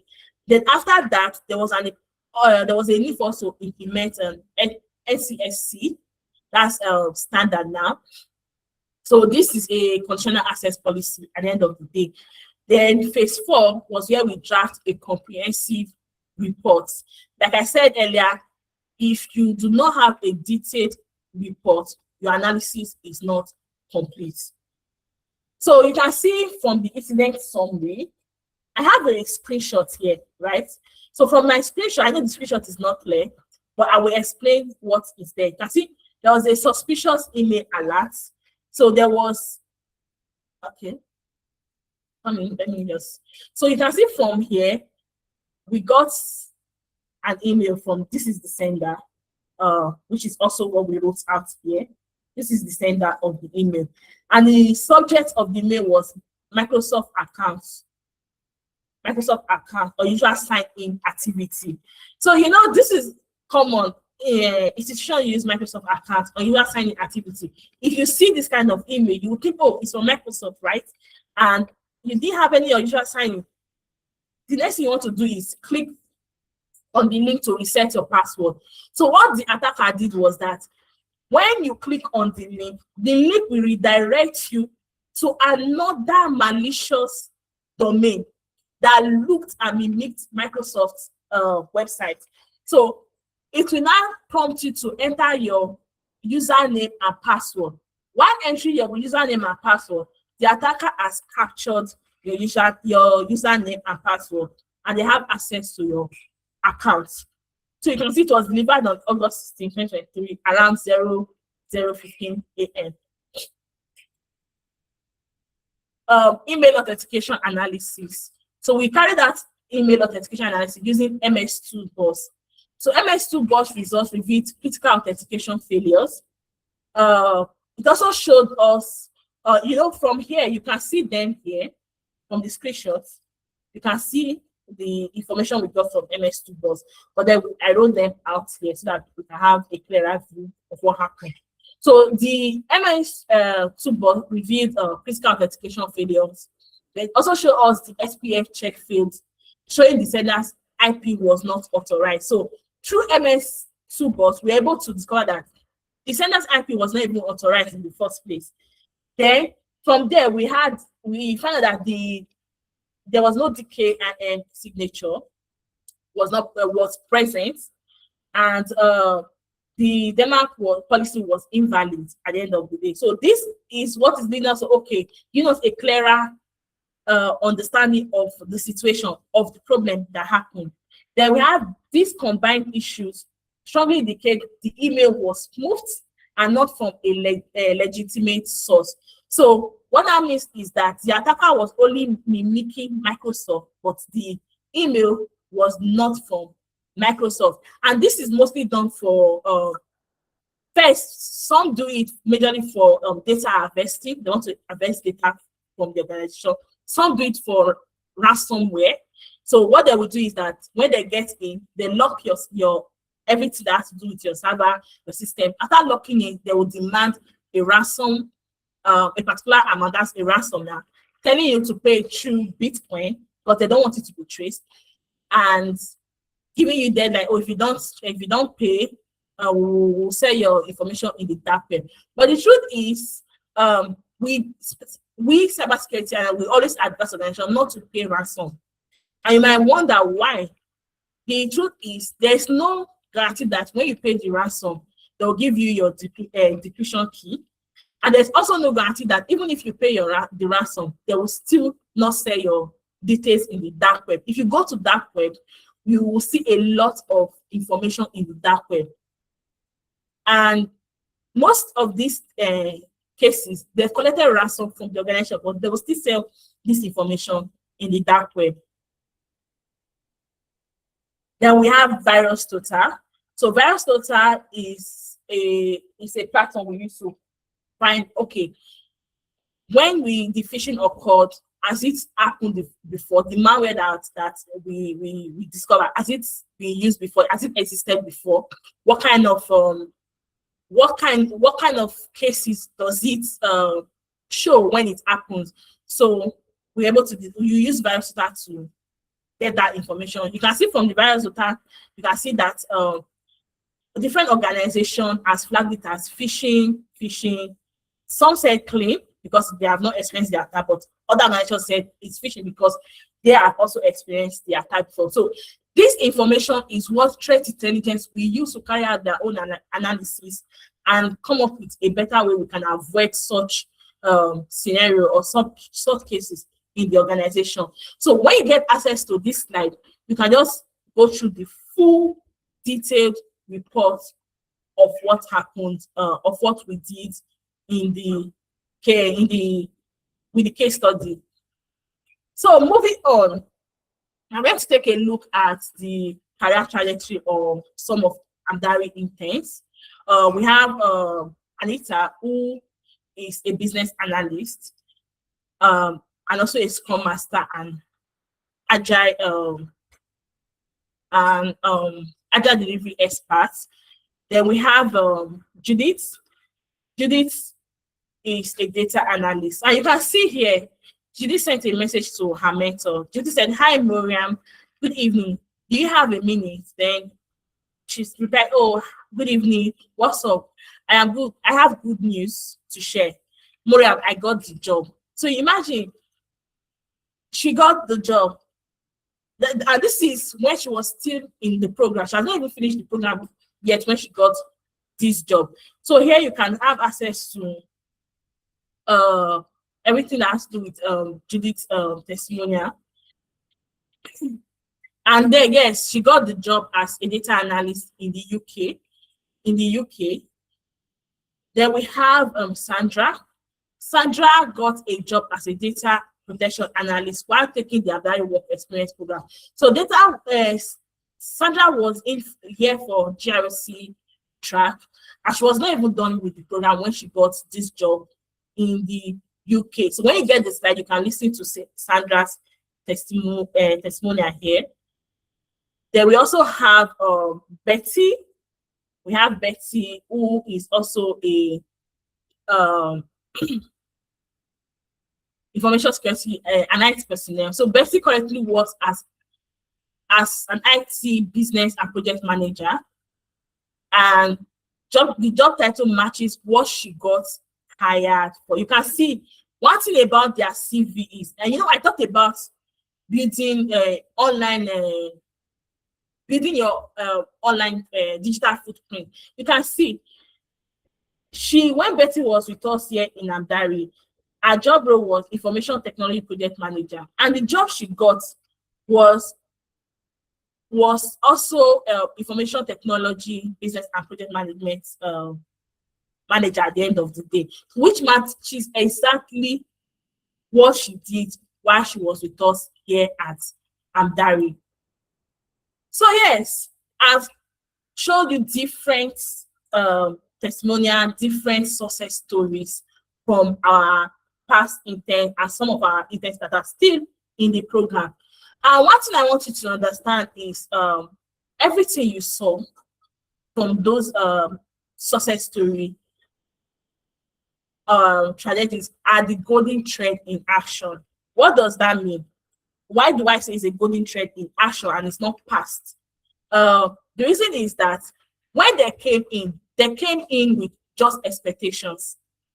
They came in with expectation, with trust that, okay, yes, I'm coming to learn and gain experience. I don't have experience, but I want to come and gain experience. So while they were in the program, they learned, they didn't just gain experience in terms of their career path that they choose now. They learned the strategy.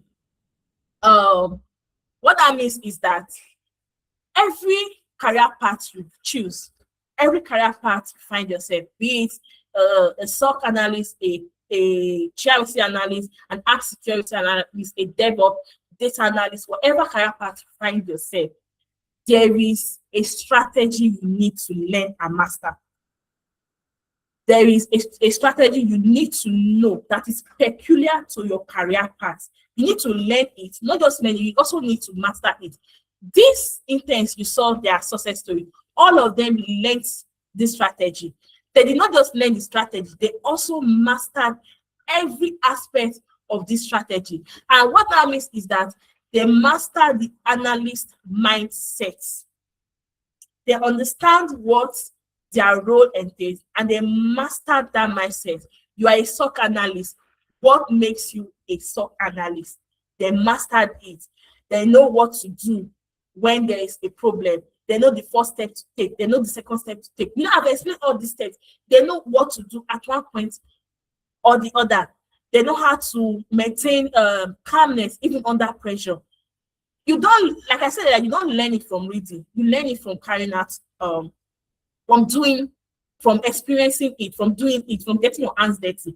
So from doing that, you already understand the mindset, how a SOC analyst team, how a cloud security engineer team, how a GRC analyst team, they mastered that mindset. They did not just master the mindset, they not just learn the strategy, they applied it in a project. So we have different case studies, not lab work now. I'm not talking about lab, I'm talking about case studies. Case study is a real life scenario, what happened in an organization, not lab work now. So all the mindset, all the strategy they learned, they were able to now apply it in a project using a particular case study. So all that experience plus the theoretical knowledge you have, they were able to convert it into verifiable experience. In simple terms, they got their hands dirty. While getting their hands dirty, they gained experience that gave them interview success. The experience was what gave them interview success. And one thing I want you to know is that Some of you might be here that you have experience, but the reason why you are here today is because you lack confidence. You still have that imposter syndrome of, oh, you are not good enough. Oh, what do I know? Trust me, when you keep doing what you are doing, and when you have someone guiding you, showing you the path, telling you what to do, cheering you up when you need cheering, correcting you, you build your confidence. It's just like a child. When your child does something, maybe your child comes up to you and say, oh, mommy, I want to tell you, you say, shut up, keep quiet. The second day, the child comes back to you, oh, mommy, shut up. The third time, when the child is facing a problem, they will not want to come to you, right? Because at that point, you've killed their morale, you've killed their confidence. In this case, too, when it comes to cybersecurity, your tech career, you might have been doing it on your own. When you do it on your own, you face a roadblock, you get tired, you cover it, and you feel like, I don't want to try it again. But when you have someone correcting you and telling you, oh, this is how to do it, this is easier way to do it, this is how to do it, oh, you did well, you did amazing. That support builds your confidence, and that confidence will prove their ability. So this is what happened. They were able to build their confidence, and that confidence was what they used during their interview. Because if you are not confident, you cannot explain what you did. Oh, I worked on this. It takes confidence for you to explain it, walk on that person through what you've done. Then right now, they are making a difference on the job. They are helping their organization make improvement. And while they are improving their organization, they're also making money for themselves. It has improved their own livelihood, and they are making impact. So they are not active, confident defenders out there, and they built this just by taking the first step. And that first step is expectation. They had expectation. They walked in, okay, they came for the program with that expectation. They learned the strategy, they mastered the analyst mindset.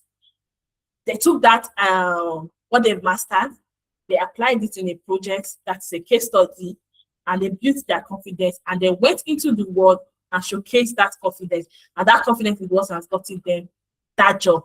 It's because of that confidence that they can share their testimony. It's because of that confidence that we have this success story today. So if they didn't take that first step of let me be hopeful, let me have an expectation, they will not have this confidence. And this continues from taking out, okay, maybe I will do it next month, maybe I will do it later. And time is just going. And you'll see some of them will say, I wish I did this earlier. I wish I started earlier. So I've said a lot of things, and we've learned a lot tonight. We've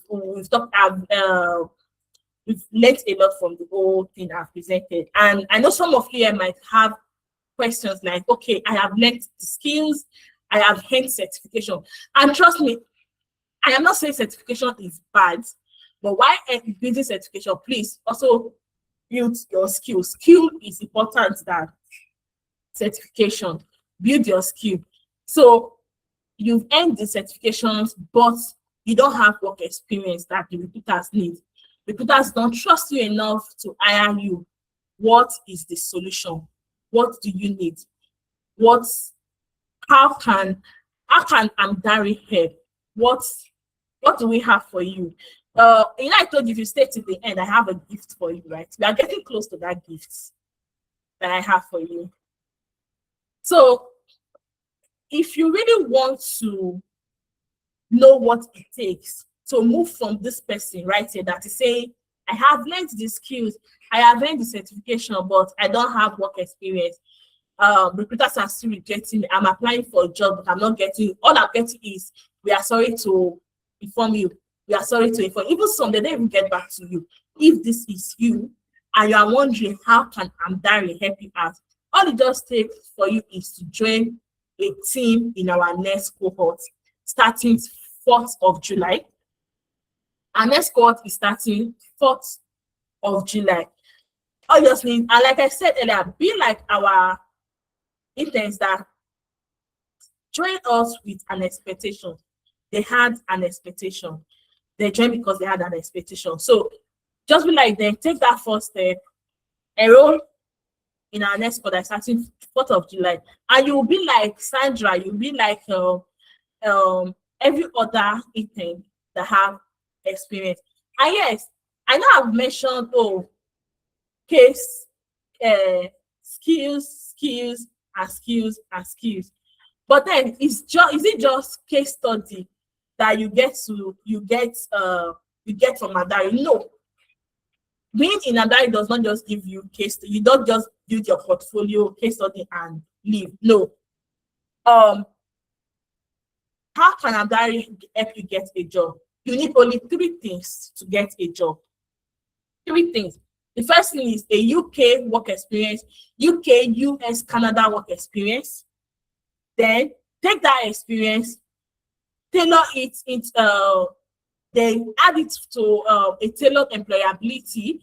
With a tailored employability, that means that you have a CV, a revamped CV, a revamped LinkedIn, then job application showing you how to apply for job.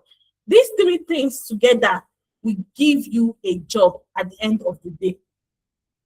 A work experience, a tailored employability experience, then a job application, then job gives you a job. Then the UK work experience. We'll talk about UK work experience now. We're talking about not just UK work experience here now. We're also talking about US, talking about Canada work experience. So we have a UK-based healthcare tech startup that we work with. So we also have a UK-based fintech startup. We have a UK-based SME tech startup, a UK-based health startup, and also a tech startup. So what it means that you get to work with them, these businesses, gain real cross-functional experience, team presentation and evaluation, and also we get recommendation from us. We give you recommendation letter. Then after you've worked on this project with these companies, you add them to your CV. You add them to your CV. The example is you probably did cybersecurity, GRC now. In terms of cybersecurity, talking about GRC, SOC analyst or class security now. You add it to your CV, then you get a tailored recommendation letter upon completing a project from a startup. So after completing this project, you get a tailored recommendation letter from us. Then you have a portfolio that's related to UK-based projects. Then you also get expert guidance from start to the end of your work experience. So this is your mentor now who will be working with you throughout your tenure with us as an intern. And then at the end of the day, you have a tailored employability. What that means is that there's a personalized CV revamp and review for you. So you are not the one that will be writing your CV yourself. There's someone there's an expert that will help you put your CV together. Then there's also a personalized LinkedIn optimizer. We'll show you how to optimize your LinkedIn, put your LinkedIn together in a presentable manner. Then how to navigate the UK job market. We'll teach you that through our mentorship meeting. Then we have personalized interview preparation. So when you have interview, you reach out to your mentor. Your mentor will book a session with the employability team who will prepare you for that interview. So there is no room for error with us. There is no room for you going out there to take risks. No, we prepare you for every step. So you have an interview, we'll prepare you ahead. Then a valid UK job reference. Then also on the job support. So after you've gotten a job you've gotten your dream job, you are done with your internship. You might have gotten your job before you finish your internship, just like some of our interns, or after you finish your internship. Does that mean our relationship with you is over? No. If you need on the job support, probably you are confused about the task you are giving at work, you can reach out to your mentor, and your mentor will provide on the job support for you, show you how to carry out that task at work. So that is an amazing relationship at the end of the day. You can still run back to your mentor and say, oh, show me how to do this thing. And they'll show you. Then there's an online portfolio builder. We have an online portfolio builder in place for you. So the overall goal is for you to get a job ASAP. The goal for us is we want you to get a job. I want you to get it quickly. So it's not something you just do and wait till maybe later you want to get a job ASAP. Then job application process. We have Amdari. Amdari leads to consultants. So the truth is, yeah, we call it internship experience, but yeah, you are coming in as consultants, then plus employability expert. So you, the consultant, plus your employability expert. We have a partnership with CV Matchly. CV Matchly AI is an employability platform that help you put your CV, like help you analyze how your CV matches a particular job description. It help you grade it. So we have a partnership with CV Matchly. Equals to you, I got a job. So you see, with this put in place, it's easy for you to get a job. You apply, you gain your experience, plus your putting your experience into your CV, your LinkedIn, and all, putting it together, applying for a job. With CV Matchly, guarantee helping you to score and grade your CV, you get the job ASAP and easily. Then we have another success story. This is from one of our interns in Kenya. You can say, hello, FMina. I hope you are well. I am excited to share some good news. After 2 years and 7 months in the UK, and we had to block this out for confidentiality, I have finally secured a job offer in my preferred field of finance and accounting with Ukraine. This is the name of the organization that innovates. I am genuinely happy and grateful for this progress. As part of the screening process, I have listed you as my line manager and contact for the project reference check for finance businesses partner role. So you can see this person has gotten a job after our internship and is asking for reference, and person got this reference. So you can use Amdari as a reference, and it is a recognized UK registered organization. Toyin, this is another success story too from Toyin. Then we also have Olayinka, who got a job of as a SOC analyst with an healthcare in Ireland after we gave him the reference letter. Then we have Rene, who got 2 offers as a system analyst after our data analytics work experience program. Then yes, I said we have a gift for you at the end of the day. So these are the success stories we have so far. So I said I was excited and boastful about what we do here because of the success stories we have over time. So we have a cohort starting on the 4th of July. And if you want to join the cohort for early bird, that is 4 months. I also want to ask in the comments how many months is our class period. It's 4 months. All programs are 4 months. For early bird application now, you get, instead of you to pay £800, you get to pay £600. So that means you are getting a 25% discount from us. So this is the gift I said I have for you. So instead of paying £800, you get to pay £600 and get a 25% discount. So our guarantee is that you get a lifetime career support. So that's if you finish the program and you are still searching for the next role, you won't be left on your own. We have a team that will still be working with you to get and secure a job. Then there's professional work reference that upon request, that's upon successful completion and request, you will get a professional reference letter from us. So these are email trail from different recruiters in the UK. You can see them here. Then we have our success story from Jerry also.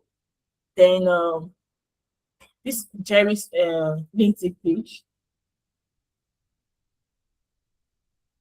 So there, this I mentioned a portfolio website. So this is our portfolio website. You can see the portfolio website here. So you see, you can set up your portfolio here and share your link with recruiters. So this is a place you can set up your portfolio and show proof that you have actually worked in the industry. So you showcase your project compared during the internship, link proof of work directly on their CV and LinkedIn. Then continuously update your CV as you grow. Then lifetime access. So you have lifetime access to this portfolio at the end of this. So see the full view of the portfolio over here. So is there any question? If you have question for me, this is the time to ask your question. Then you can also book you can join our next internship cohort starting July 4th. Then you can book a free CV review at Amdari. You can schedule a coffee chat with a UK recruiter with us. So is there any questions so far? It can be on anything I shared this night. So if you have questions, please feel free to ask a question.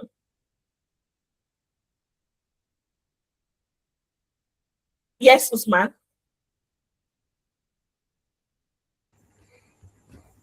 Hi, Usman. Hello. You can go ahead. Hello. Hello, good evening. Good evening. Yeah, thank you for this wonderful session. My question is that the internship, is it for those currently building their skills or for those that already have built the skills but then lack experience? Okay. When you say building your skill, what level are you? Are you just coming into cybersecurity skill, cybersecurity field, or you've taken some courses already? Yeah, I've taken some courses. I've already finished the Google Professional Cybersecurity certification. You've gained experience. If you finish Google certification, you've done a lot already. If you've went through it properly, you've done a lot already. So all you need is to build your skills, like your portfolio now, case study.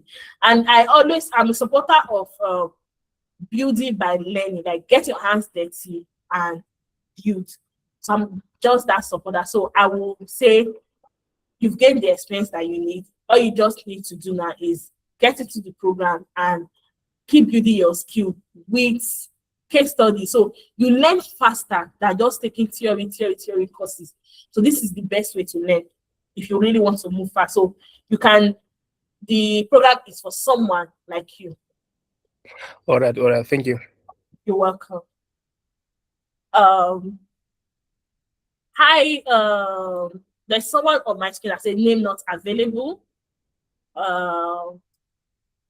Yes, you can go ahead. Hello, sorry, I don't know if it's me. Okay, yeah, hi.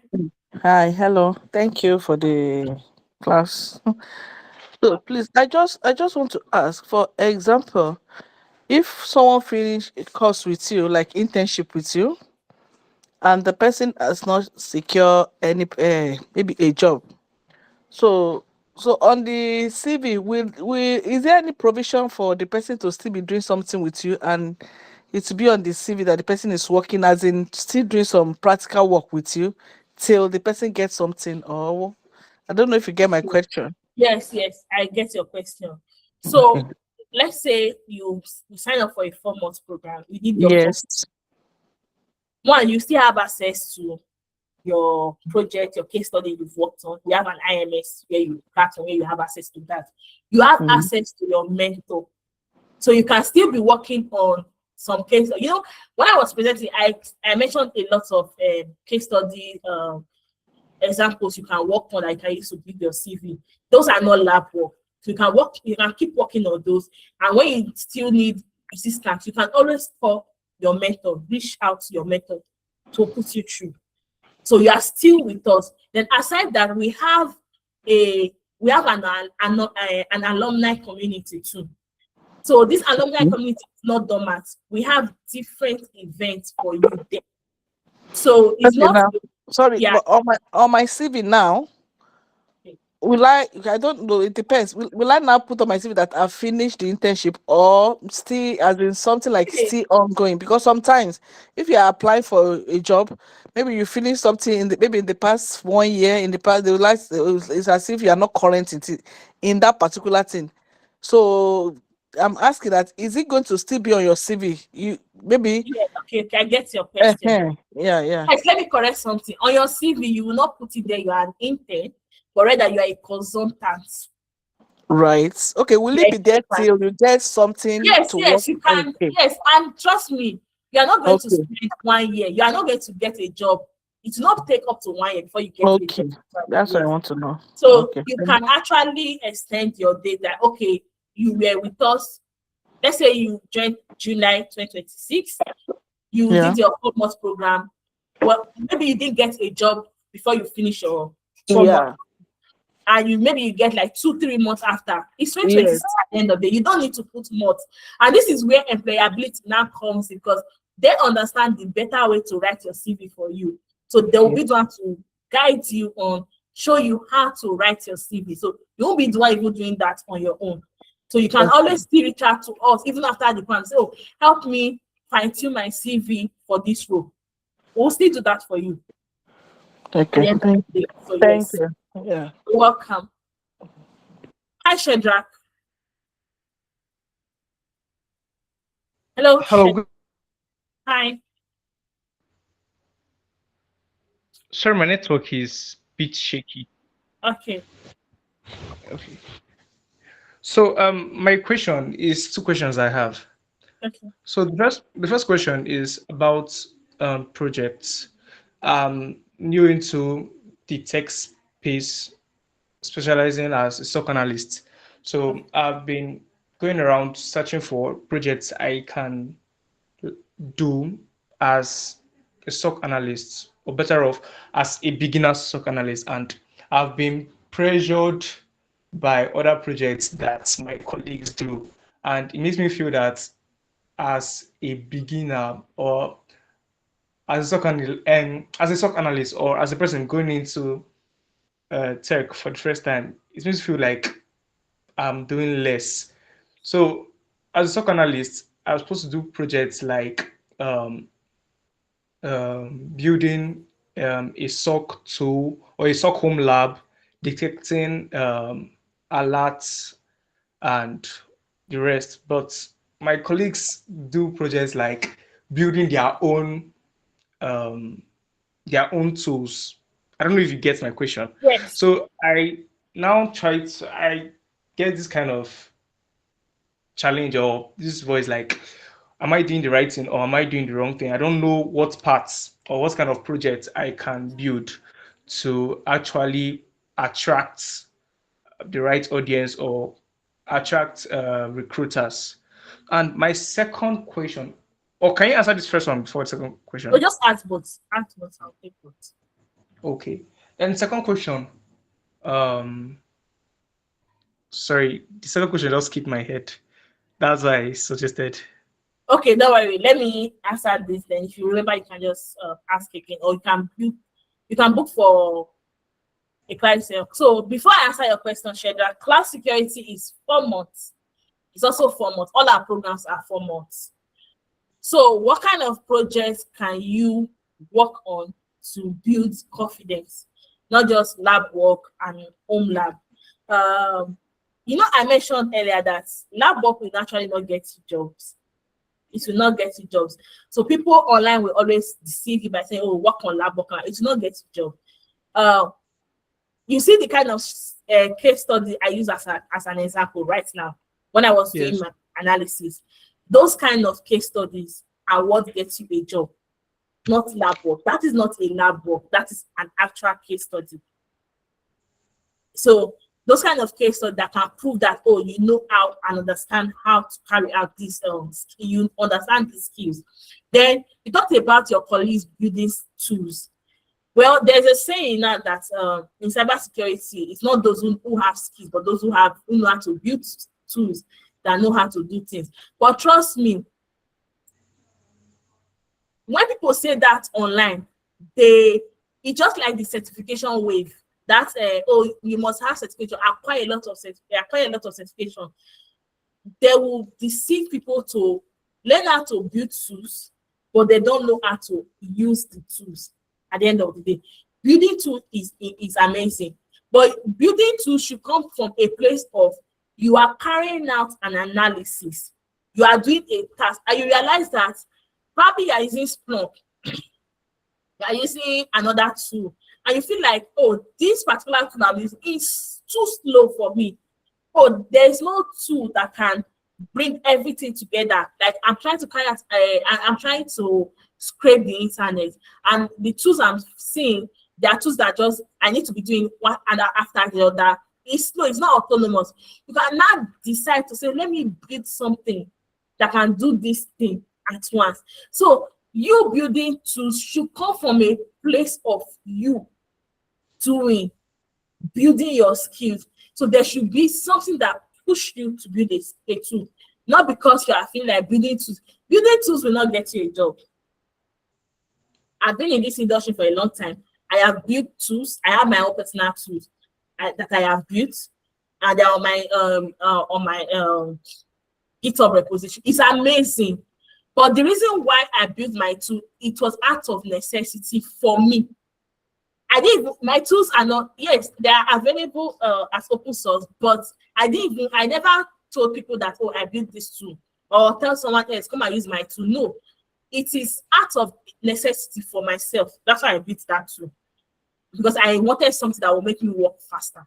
So tool building should be out of necessity. It should be out of you've built your skill to an extent that you can identify tools you need. So you talk about confidence, imposter syndrome. That's why I mentioned that this is why this kind of program is amazing, because you get to work with a team. You get to see that, oh, people make mistakes. Then you get to get feedback from your mentor. So this help you overcome imposter syndrome. And we have, aside the project, we have mentorship session where we talk about this thing raw, the way it is in the industry. People that have experienced it, they come and talk about what they've experienced and how they overcame the imposter syndrome. So you realize that it is not just you. We have a lot of people who still doubt themselves. But why doubting yourself? Put yourself out there. That's just what I would say. Put yourself out there, build publicly, and that's just the best way to build and overcome imposter syndrome. I don't know if I've answered your question. Sorry, my network was a bit shaky at the point you were explaining, but I get you. All right. Then the second question, you mentioned something related to the second question I wanted to ask about certificates. So, what are the necessary certificates? Okay, let me just say, do I actually need certificates as a beginner to land a job? Like, do I need it? Because I've been doing my research about certificates, and I came across ISC2 certificate. It's actually free. So I just registered and rescheduled a date till the end of the month. So I'll have time to practice. And also, I'm still confused, and I don't want to pursue after certificates, and at the end, I just pursued something that is not really necessary, and it won't add value to my field. So I want to confirm if I must pursue certificates if I want to land a job, and if yes, what are the certificates I can pursue to land the job? Okay. All right. So the issue of certificate is a tricky question. What I mean by that is that we have a lot of our interns that don't have certification that have gotten job. So one thing I want you to know is that build your skills to the point that when recruiters see your CV, they see, and that's why I said building in public is very, very important. So imagine you have been building online, you've been showcasing what you are doing on LinkedIn. At that point, recruiters are the one that will be reaching out to you. You will never be the one applying for a job at that point. And this is something I've seen with a lot of my interns. I've seen with my friends too. When they build in public, recruiters reach out to them. And at that point, they are not asking for certification. They'll tell, we've seen what you've done and we want you to work with us. 2 weeks ago, one of our interns got a job as a SOC analyst. He's based in the UK. Should I tell you that this person did not go for interview? They did not interview this person. You know what his interview was? His LinkedIn. He did not apply for the job. The recruiter reached out to him, told him, oh, I've been following your page, I've seen what you have been posting, and I feel what you have been doing match what the position we have in our organization. Do you want to work with us? The person said, okay, what's job description? Explain to him, oh, it's a sub role. They got on a call, 5-minute call. It was not an interview. It was just to say, so you want to work with us or not? That was it. And the next thing, they sent him, they asked for his, told him to submit his CV for formality's sake. Then the next day, they sent him a job offer. So that kind of scenario, and they didn't ask for his certification. He was building in public. And I always say this, people are watching. You might not know, but people are watching. So I want you to do this consistently. If you start posting consistently about your work, you will see the kind of people that will be visiting your page, the kind of people that will be connecting with you. They might not even speak with you. There will be founders or be recruiters. When it is time for them to speak with you, they will. Then when it comes to certification, ISC, well, every beginner writes ISC, but should I tell you the truth? ISC is not, it's just that part of the certificate that beginners write. It's not actually an industry recognized certification. What I mean by that is, does it get you a job? No. But every beginner writes. It's just something every beginner used to test their foundational knowledge. So you can write it, it's good. But I always tell people, no, I'm not saying you should not write it, write it. ISC is just for you to test your foundation. If you pass it, it means your foundation is good. But do recruiters value it? No. Same thing with EJPT for pen testers. EJPT is a good certificate. But I will always tell people, if you have an option not to write EJPT, don't write it. Go for OSP instead. Write OSP plus. If you have an OSCP certificate, so that's when I said understand the difference between online noise making certificates and industry recognized certificates. So if you have an OSCP, for example, you are not going to get a junior role. You're not going to get it. There's no entry level in cybersecurity. So let's even not talk about entry level. There's nothing like entry level. Whatever they tell you entry level is not entry level.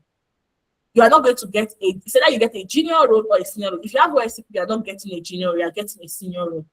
But then a lot of recruiters, when they see the skills you have, they don't ask for your certificate. Your skills will speak for you. So I always tell people coming into cybersecurity, build skills, not certificates. When it is time for you to write certification, you will know. And your certification should not be because you want to get a job, but rather it should be because you want to get promoted. It should be because you want to increase your salary, not because you want to get a job. So you know, if you are working and you write, for example, OSCP, there's a particular amount you are supposed to earn. You will start earning that. You can fight for, oh, I need an increase in my salary the week, and you show them the certificate you have.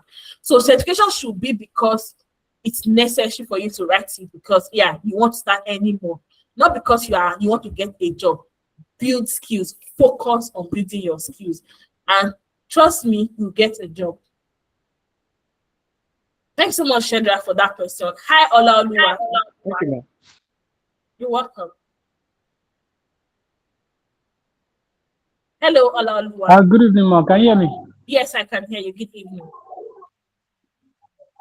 Okay, please, I wanted to ask, is a job guaranteed or is it a maybe? Is it guaranteed? Okay. Like I said, we play our part. You have a part to play too. The part you need to play is be committed. We have case studies we are working on. Be dedicated. You have dedicated mentors. You have everything put in place for you. You have guidance. You have everything you need. Your own part is be dedicated. If you are dedicated and you consistently apply for a job, trust me, you get a job. You will get a job. Like, we have a lot of vacancy. You just need to improve your skills, grow your skills, and you get a job. So all you need to do is be dedicated, play your part while we play our part, and by God's grace, you'll get a job.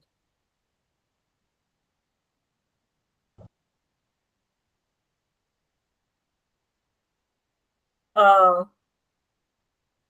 I answered your question, Olaoluwa? Yeah. Is there any other question? Okay. So if there's no other question, please you can book it. If you have more questions, you can book clarity session. The link is in the chat box. Book your clarity session, and you get clarity on whatever questions you have for us. So thank you so much for joining this session. I had fun. It was amazing. And thank you for staying to the end. I hope you've learned one or two from this session. If you learned something, if you are taking something away from this and you learned something, give me a thumbs up. Does it mean nobody learned anything? Oh, thank you so much. Oh, I didn't get your name. Your name here is showing name not available.